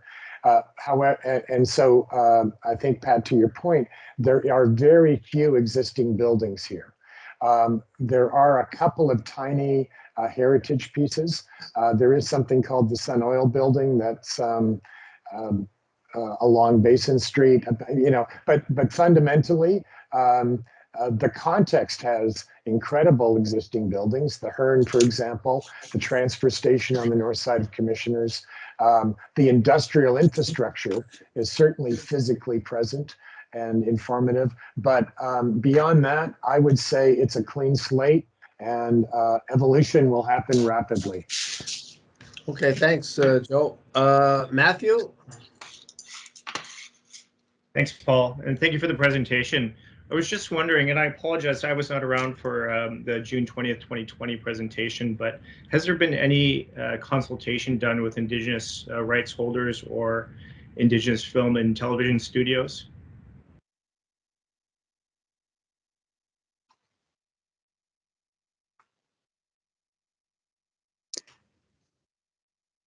I don't know who wants to answer that one. So you got your answer, Matt. Go ahead. It sounds like no. Go ahead, Deanne. No, at this point we haven't engaged with the Indigenous stakeholders as well as the Indigenous filmmakers. We have been engaging with when it comes to film representatives. We have been working with Film Office, and I can during our next engagement, I will actually have that discussion with the Film Office about being able to ensure that these guidelines are provided. Okay, thank you. Go to Betsy, please. Thank you. Some of my questions or my comments will be directed, given that we've seen the Pinewood proposal came to the DRP quite a while ago. So when I'm seeing the guidelines, I'm trying to think how they relate to the Pinewood proposal, where and where they differ. I think I want to ask a general question to Deanne first. If the DRP is interested in securing the view corridors, not just providing guidance on view corridors. Is this document the right document to do that in, or is there some other type of policy that we would need to ask the city engage with to ensure that the view corridors that the panel is interested in maintaining, because this is one of our kind of top 5 directives at the waterfront. Can you speak to that, please? Yeah, so we do have views secured in the official plan modification, Betsy. That is the complementary document to this, where we do have the principle of connections to the waterfront that is embedded in that higher order policy.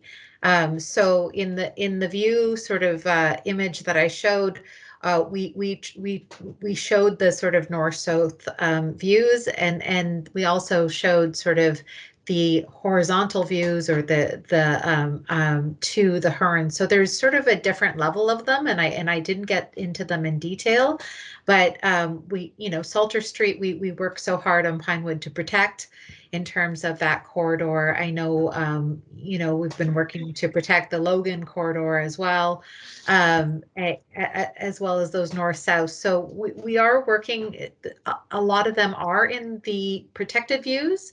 Some of the views we showed in our image today are the not protected views. It may be a point where, you know, through this work, we say, you know, those protected views, maybe there's more of them that should come forward as we go forward, and as we continue to settle these policies in this area, because right now the official plan modification is under appeal. So we are sort of still working through the implementation of that right now. Okay, we could talk about that in the comments then. My second question is simpler. I don't recall the issue of the non-vegetated public realm coming through in the original, when Pinewood brought their proposal to the DRP last time. Could you go to a slide and show the extent of the non-vegetated public realm component that is being proposed?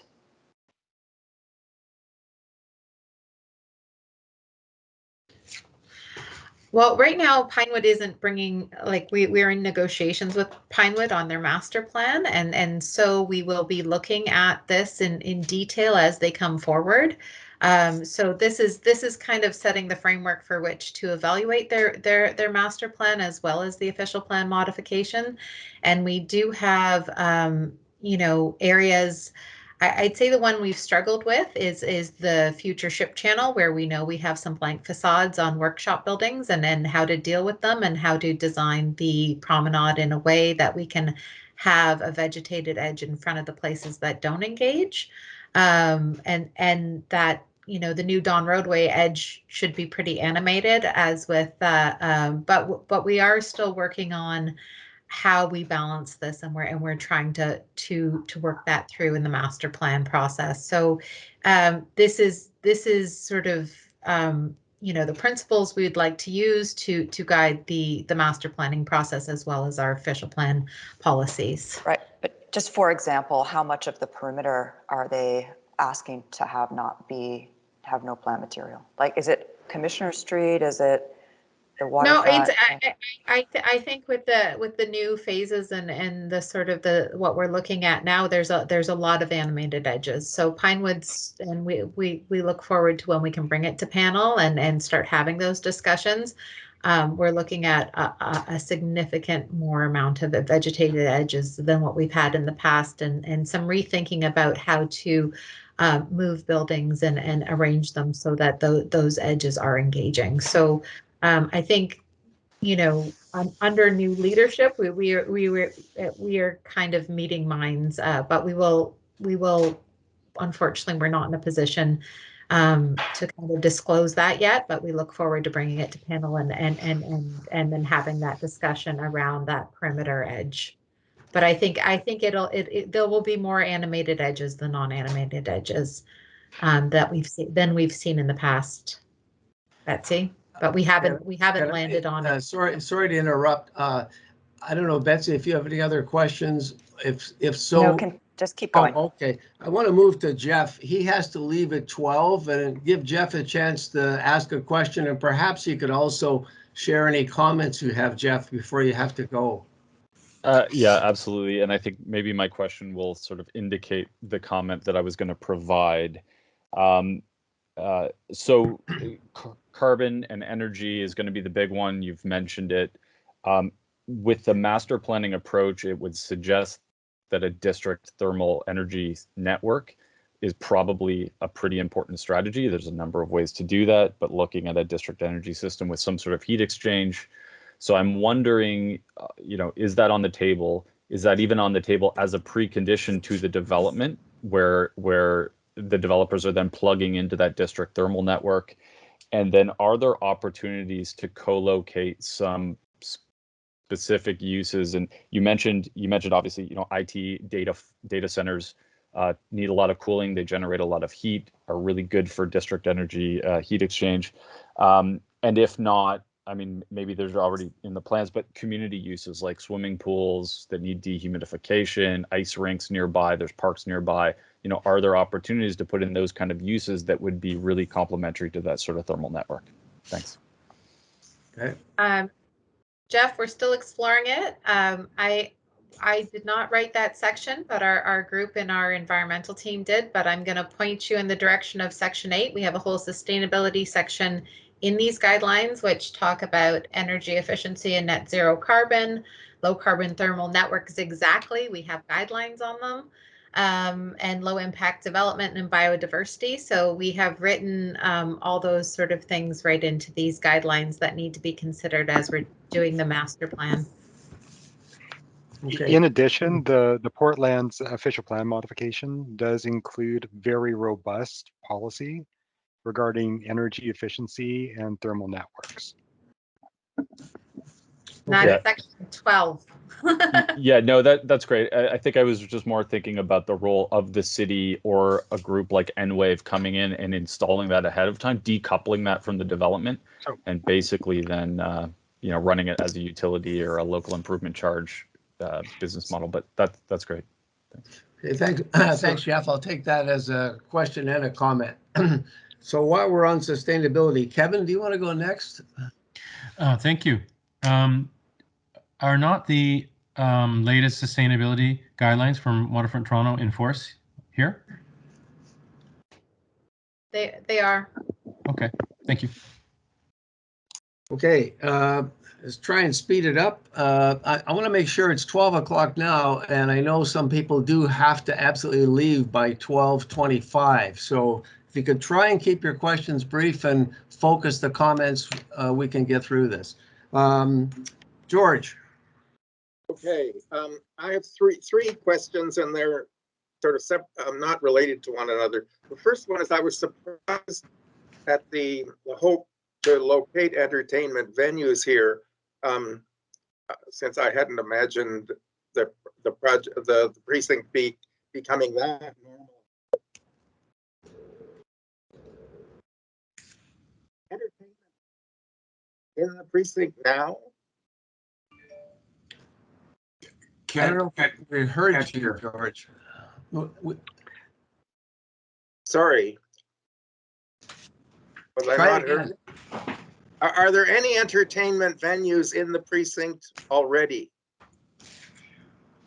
There isn't currently any entertainment venues in the precinct or in these two districts at this moment.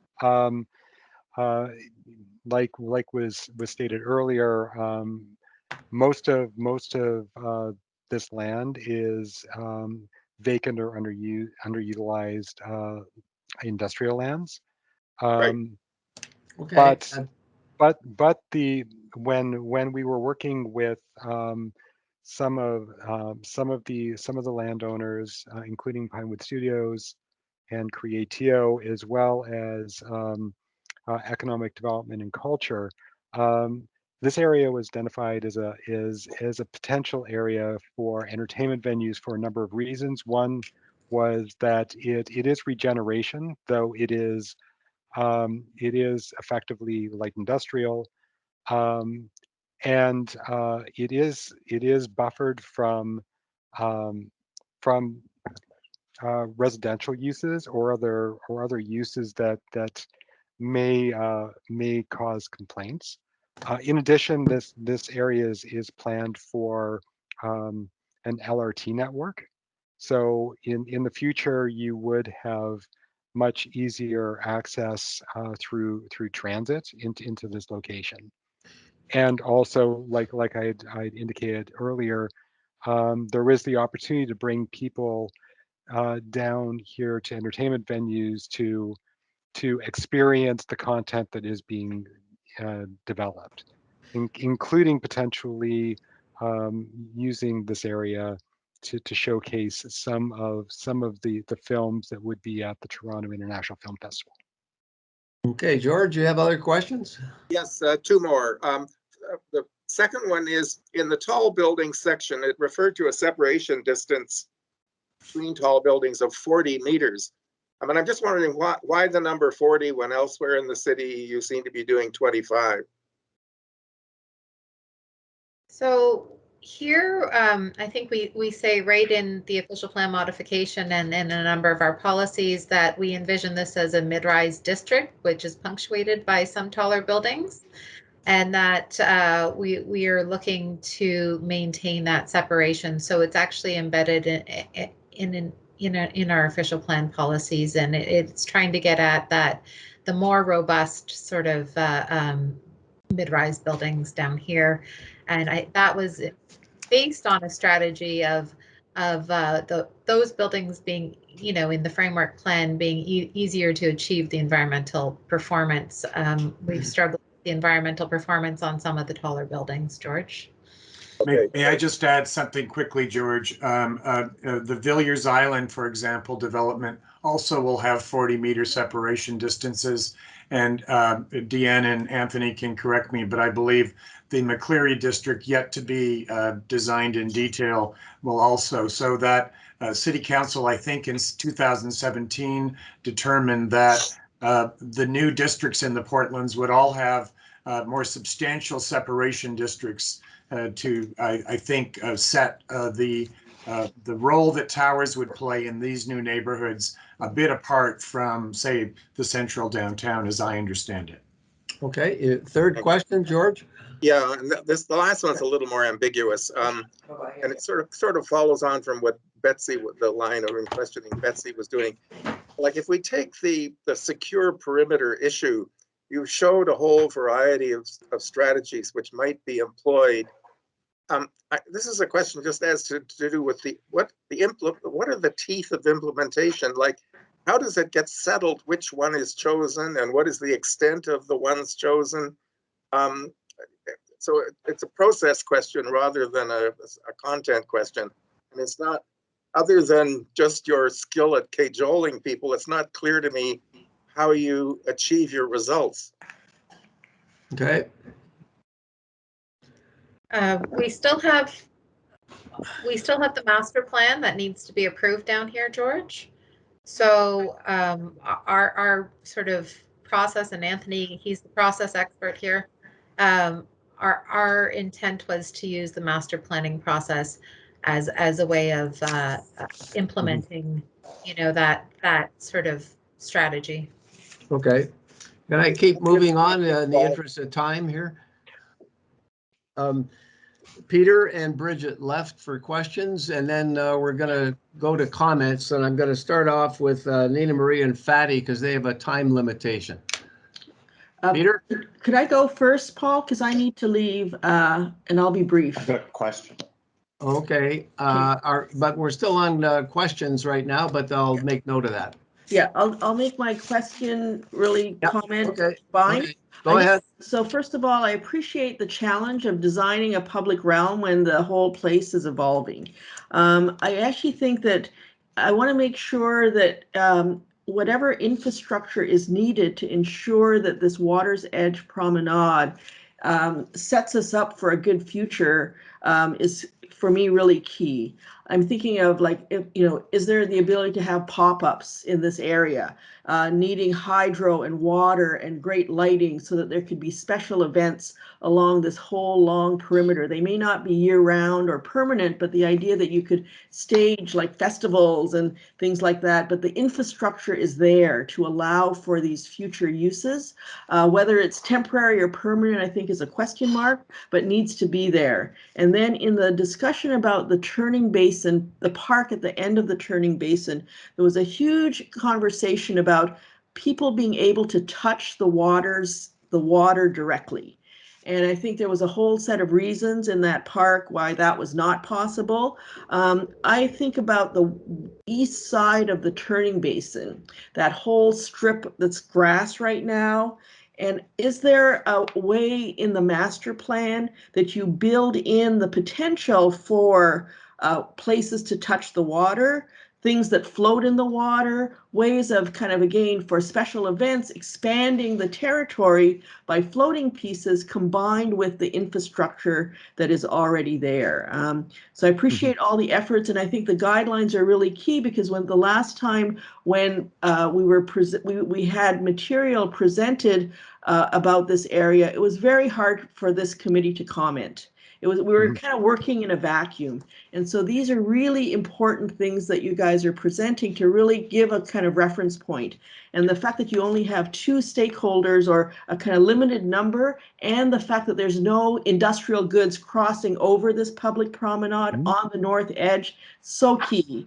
So I feel like it's a long stretch of territory, and if we can find ways to ensure that for temporary and then maybe long-term in the future, we're building in the infrastructure in this promenade to ensure that it's a super interesting and special public realm that may not be 12 months of the year, but for certain times it becomes explosive, dynamic, and really great.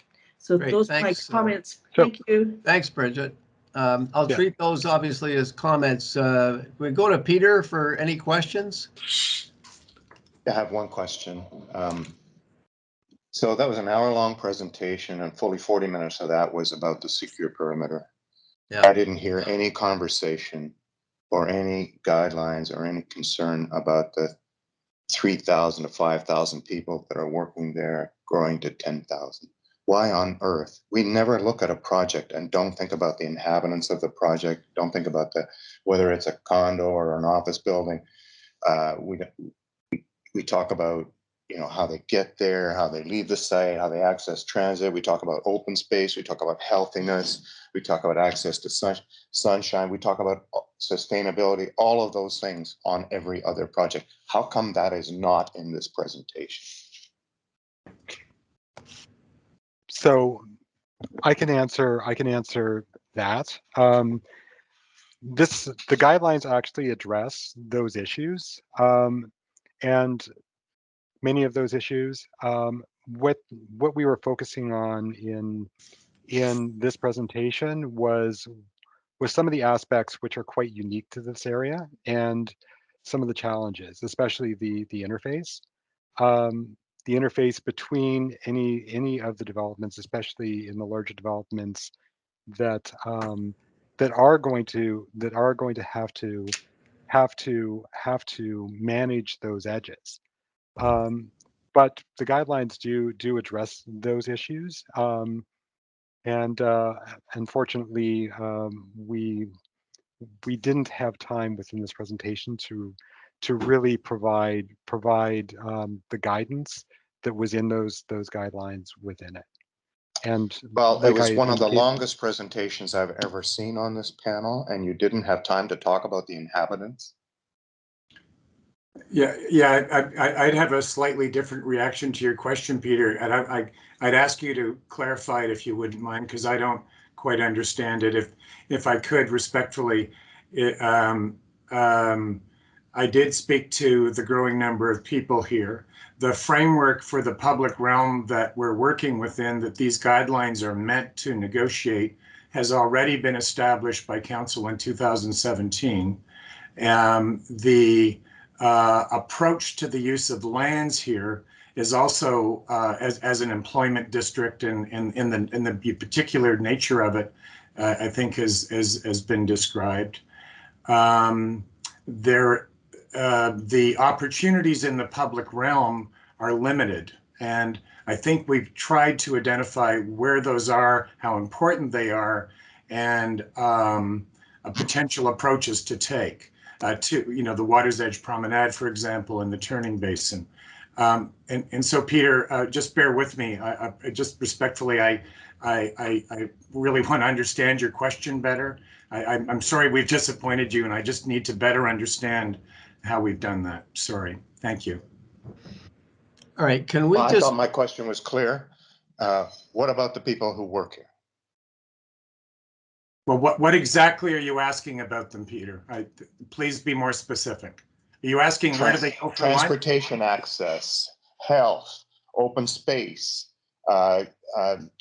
sustainability, considerations about, what they do at lunch break or what they do on breaks. There was just no discussion about the inhabitants of the project. And we always discuss that. Yeah, right. So, Peter, can I suggest, because this is leading to a longer conversation, which is maybe fine, but I want to move to comments now, go through the list, because we're going to run out of time. Go ahead. People are going to leave.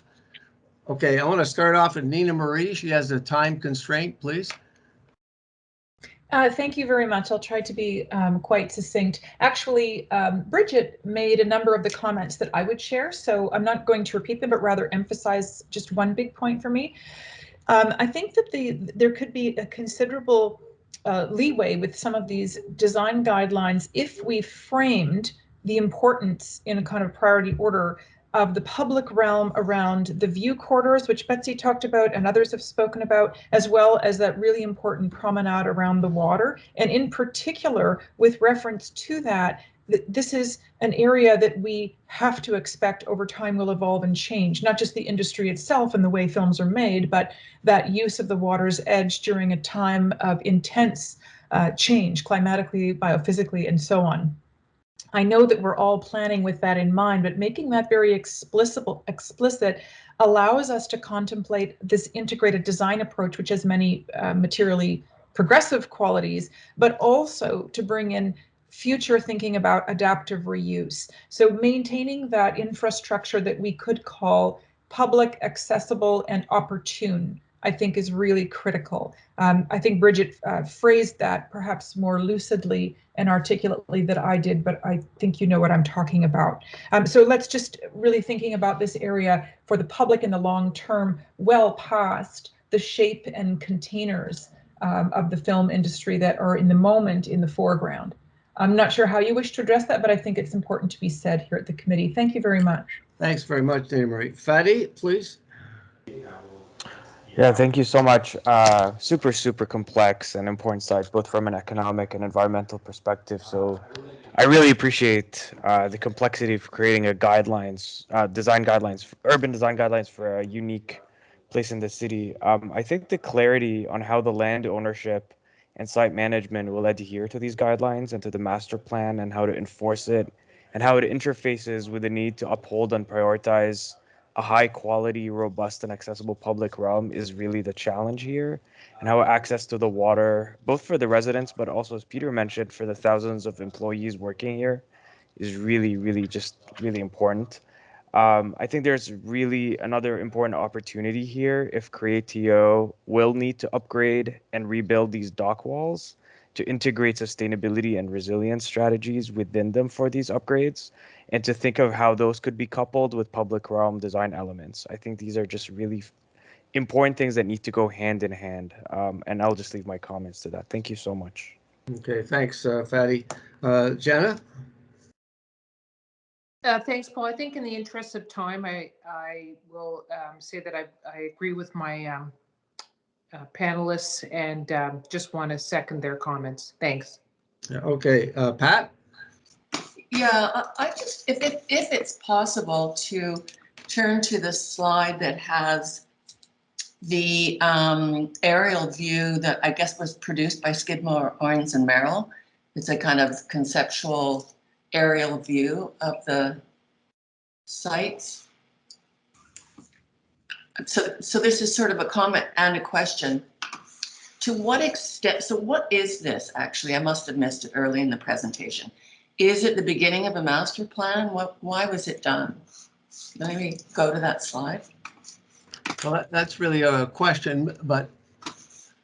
Well, okay, so then I'll try to turn it into a comment. Right. Yeah.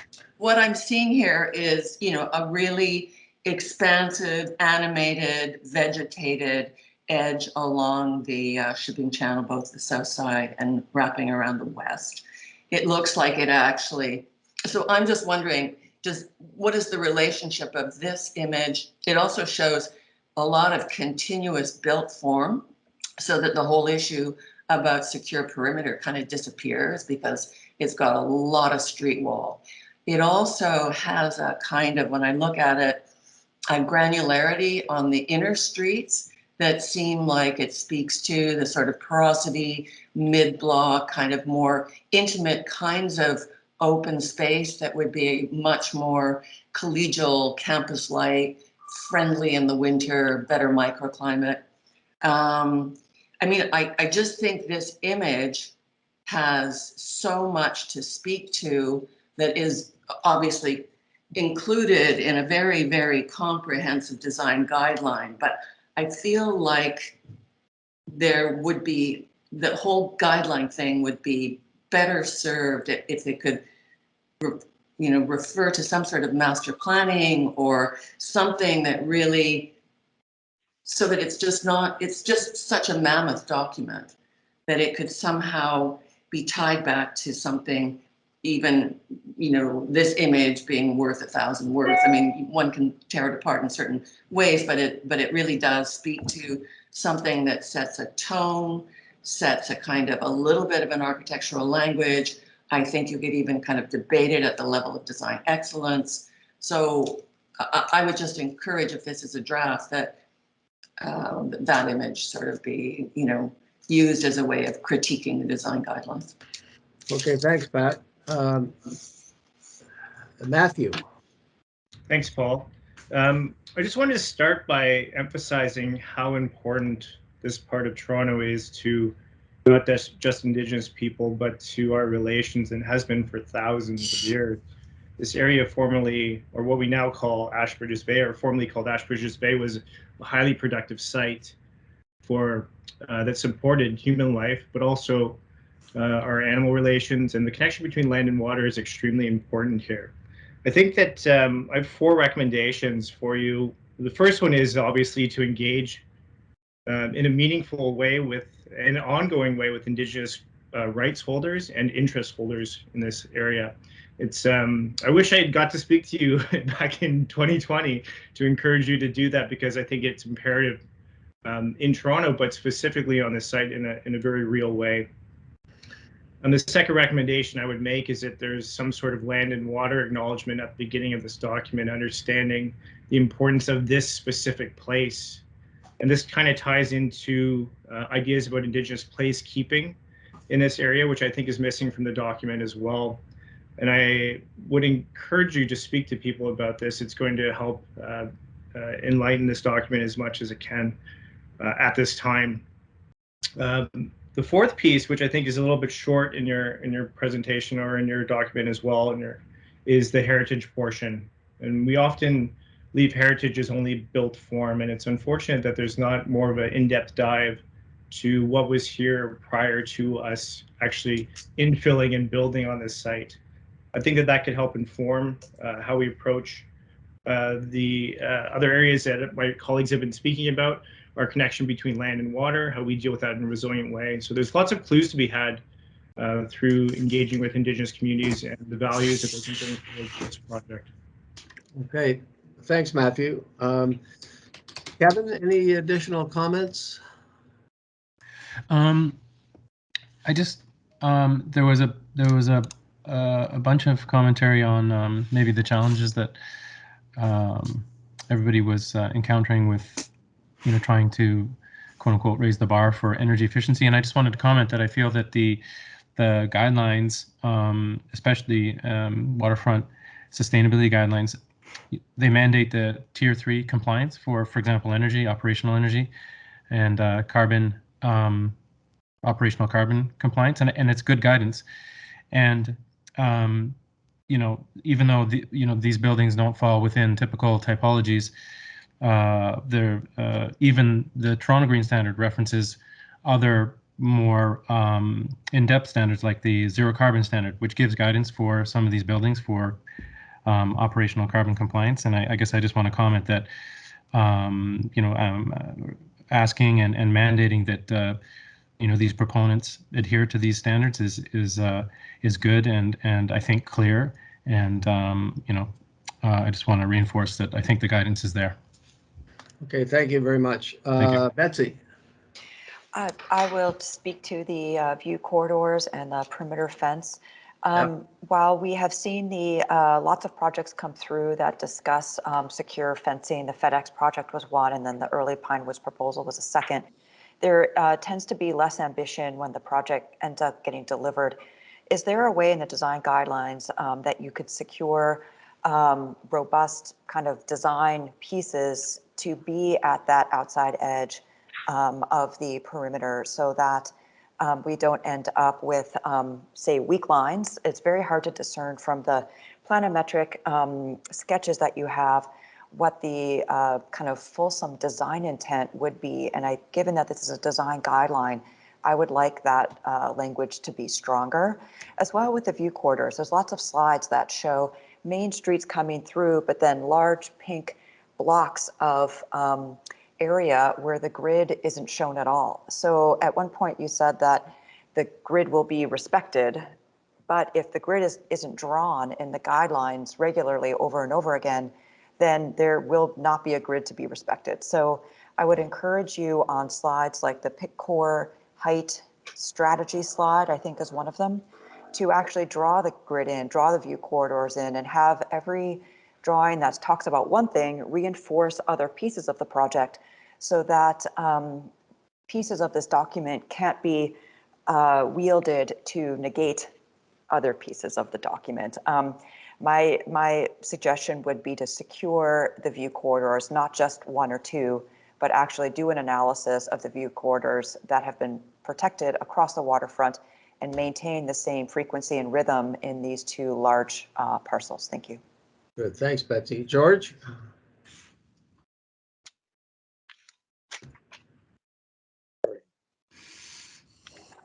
I don't really have anything to add. I would underscore, I mean, I think particularly what Fadi said, but the nebulousness of interpretation is the issue that seems to underlie many of my colleagues' concerns, and it's hard for, at least for me, it's hard for me to understand the relationship of this to the master plan. So I've had a hard time sort of just figuring out specifically what's recommended, which is partly what Betsy was complaining about, right? And the relationship between the guidelines and the master plan. So, but I understand it's complex, and I recognize the effort that's gone into it. Okay, thank you. Bridget, I don't know if you're still there or if you had to leave. No? Okay, Peter? Yeah, I just think this planning exercise has ignored some very important things. And I know it's owned by two very powerful landowners. I know that Toronto wants to make it happen because of the employment opportunities and so on, but I don't understand why the City of Toronto and Toronto Waterfront are stepping aside and letting them get away with this totally inadequate design and planning exercise. That's my comment. Thank you. Okay, I believe we covered everyone. I'll do my best to summarize where we are, let the proponent respond, then we'll take a vote. And I'm going to start with just some very overarching comments. As everyone knows, Waterfront Toronto is about leading with landscape, and this is a huge opportunity to do that. The scale of the ship channel and the portlands is monumental. You could put the whole downtown of Toronto into the portlands. So that's my starting point. The second thing is that we got to think big and think over 50 years. This is going to be an unbelievable place if it's done right. And the potential of that promenade along the edge of the ship channel And all around the turning basin is unbelievable. If you haven't been there, even now, you owe it to yourself to go there. So it's really critical, the importance of the waterfront promenade and the whole notion of experiencing the water. Another general issue I think that a lot of people have spoken about is you need a stronger relationship between the master plan and the guidelines. There seemed to be some difficulty in connecting the dots and how one reinforces the other and relates to the other. And I think we would really benefit from that improvement in the next iteration. A third area is in terms of, I guess, the guidelines themselves. My experience in planning with guidelines are guidelines. And you want to make them performance guidelines to achieve the public objectives. But the fact is, generally, they don't have statutory, enforcement powers. And I've been at the OMB many times where criticized for saying, yeah, but those are just guidelines. So really, you don't have to pay attention to them. So I think we have to embed the priority guidelines into the relevant implementation documents so there's no surprise policy down the road. That's really critical. The views to the water, I think, are critical. Everybody knows if you go on Queen Street and you look down south towards the lake, you can see the lake from every street pretty well from Queen Street looking south. And I think these views to the water through these lands are just as important. And someone made the comment that I think it's absolutely true. You need a rigorous analysis of all those north-south streets, not just the big ones, all of them. You know, what's really critical and how do you secure those views? And again, if you put them into the statutory documents and protect those views, then I think that's what's needed here, because the reality is you can easily lose them with a film campus that we all know is generally, comprised of big bulky buildings that they don't really care that much. So I think that's really, really critical. And another general comment is about overhead bridges. Deanne's right, the panel doesn't like them. We don't like them when they're over public streets, that's for sure. There may be opportunities when you can have these overhead bridges, perhaps internally, to connect, two relevant buildings on the campus, as long as it doesn't bugger up the views, frankly. But I think that's a real important consideration. So those are some general overview comments. With getting a little more specific, I think I'll just try and capture most of them in no particular order. The first one is about framing the importance of the guidelines. What's most important and why? What matters most? Give some hierarchy to the guidelines. It was a very, very long presentation. I know it's very complex, and you guys have done an enormous amount of good work, but it's really difficult to dissect all that and try and make sense of that and connect it to the master plan. The second comment about, again, in no particular order, really missing engaging the Indigenous community and the importance of the land and water connection as far as placemaking is concerned. Many of you know that before the former Toronto Harbour Commissioners filled in all the port lands in 1912, it was the largest marsh in the Great Lakes. And it was a place of Indigenous habitation and fishing and culture, etc. And all that heritage and that history has to be looked into and has to come out in here. And that has to be protected. In terms of the dock wall, I think it's a good comment someone made, the state of the dock wall. I'm sure it needs work. It needs a strategy. It's going to need money. It needs to be addressed.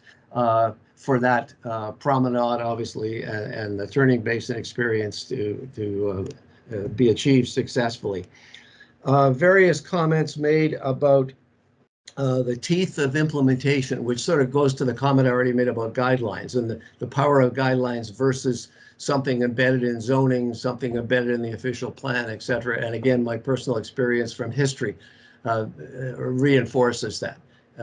Guidelines can be misinterpreted or done away with pretty easily unless they're secured. So the teeth of implementation in the master plan approval. The comments about the ability of infrastructure to be built into this now. And again, I'm going to think of the 50-year thing in terms of festivals, events, things maybe we can't even think of now.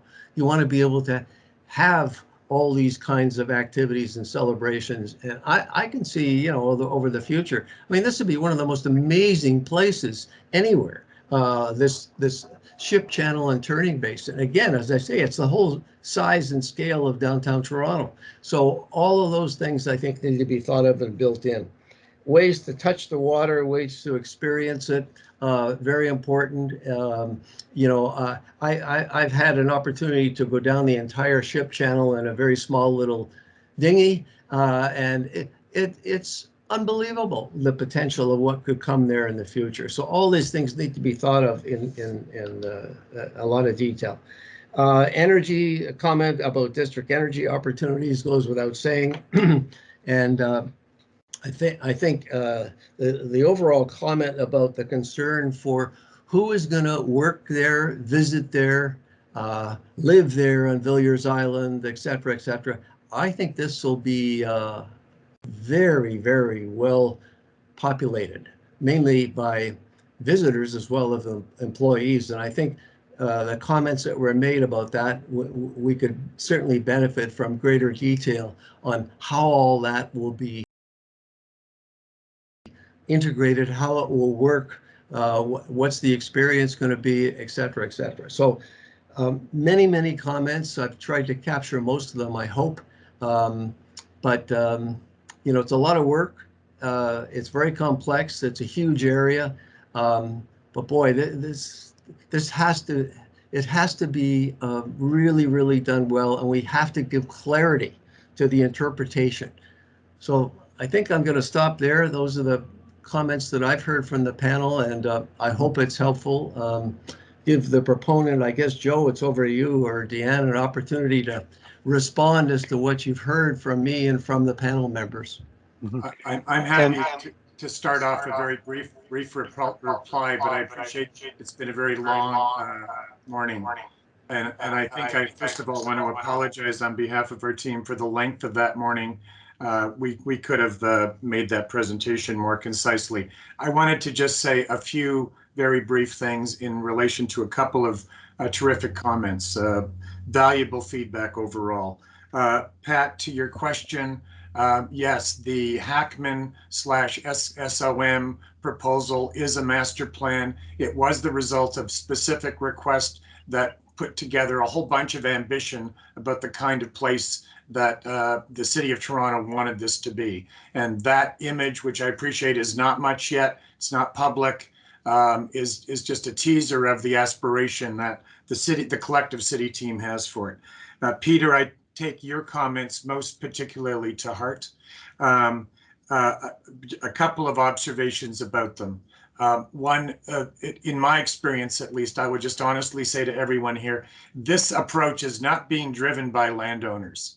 This approach, from what I can experience, is being driven by the City of Toronto, by Waterfront Toronto, by Create.to, by the collective public interest that worked together in 2017 to create the framework for the Portlands. That's where it starts, council included, and everything that's emerging from here is very much been done by public decision makers, and they're the ones that are guiding it. Another observation about the issue of guidelines, control, and teeth. A large amount of these lands are in public ownership, and there are leases involved. And as many of you know, when you have that situation, not only can you legislate policy, but you have contracts. You can mandate things through contracts. I'll just observe that. One final comment. I feel that we have, I am really going to reflect on Peter's comments for a while. And I would just observe one thing to the collective team that may not be known. In Toronto, when we plan new communities that include residential in a substantial way, we go through a precinct planning process. But curiously, when we do new employment districts, and I discovered this in the course of this process, we don't do precinct plans. I don't know why, but historically, planning departments, at least in Toronto, assume or think that there's a different objective, or there's a different way of approaching it. And in any event, I think, notwithstanding that there hasn't literally been a precinct plan process for PICCOR, the city staff team, has really put a lot of effort into it. But I think, Peter's observations are certainly interesting to me and worthy of reflection. Thank you very much, everybody. I just want to add to Joe's mute, Paul. comment. And there's some really great feedback. Matthew's comment about Indigenous consultation and that being missed. And I think that's something we can work on as we develop the promenade on the ship channel. And as we, go through these master planning processes, like Joe got it, on these are public lands. We have contracts. We will have processes that, what goes first, what goes second. The guidelines are out in front. But these other planning processes are coming, and they will come before this panel, and we look forward to continuing these conversations. Also, Betsy's comments around embedding the views instead of showing, so the hierarchy is known and clear. I think we can update those graphics. And really, Bridget was sort of right where we were hoping to go in terms of the public promenade, in terms of getting the infrastructure right now, so that over time those special places can evolve and grow, and we have the opportunities to program them. So I think there's more work to be done in the whole area, and we look forward to keep bringing that forward to this panel and continuing the discussion. And Paul, I would like to muted. thank. You're muted, Paul.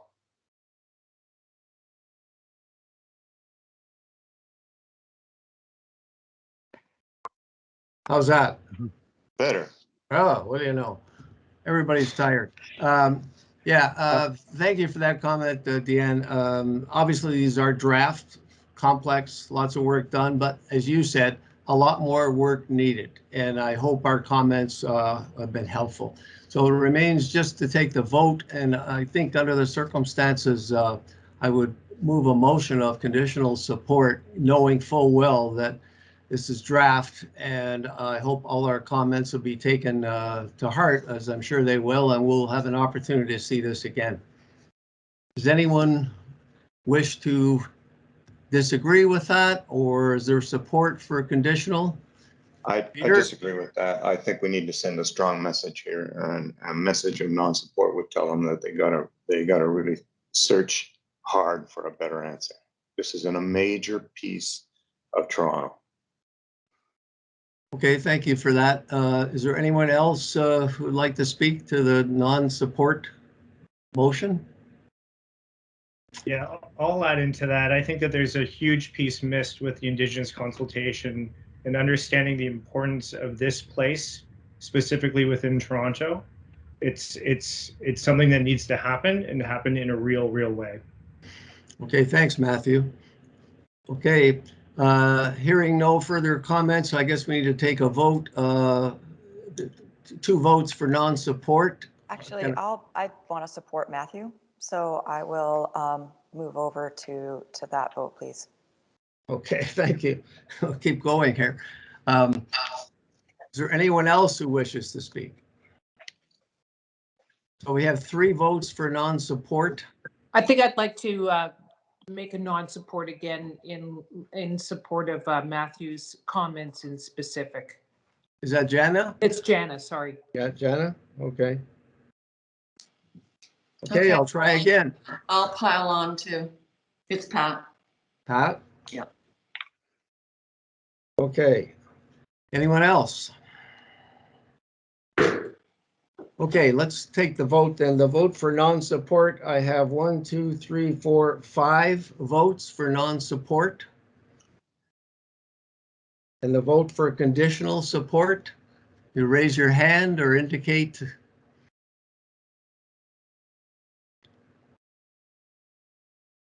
One, 2, George, others? George, you're on mute. George, sorry, we Yeah, can't hear sorry. you. I was just going to say, I think there's a problem here in that this is going to be close, and so many people have already left the meeting. No, I'm simply taking the vote of the people that are here. So what is your Okay. vote, George? Oh, I'm in conditional support. All right, conditional. Others for conditional, please. Kevin, I believe you raised your hand. Myself, that's 3. Anyone else for conditional support? Okay, I guess the vote is 5 for non-support, 3 for conditional. And the minutes will record that accordingly. So thank you everyone for your participation.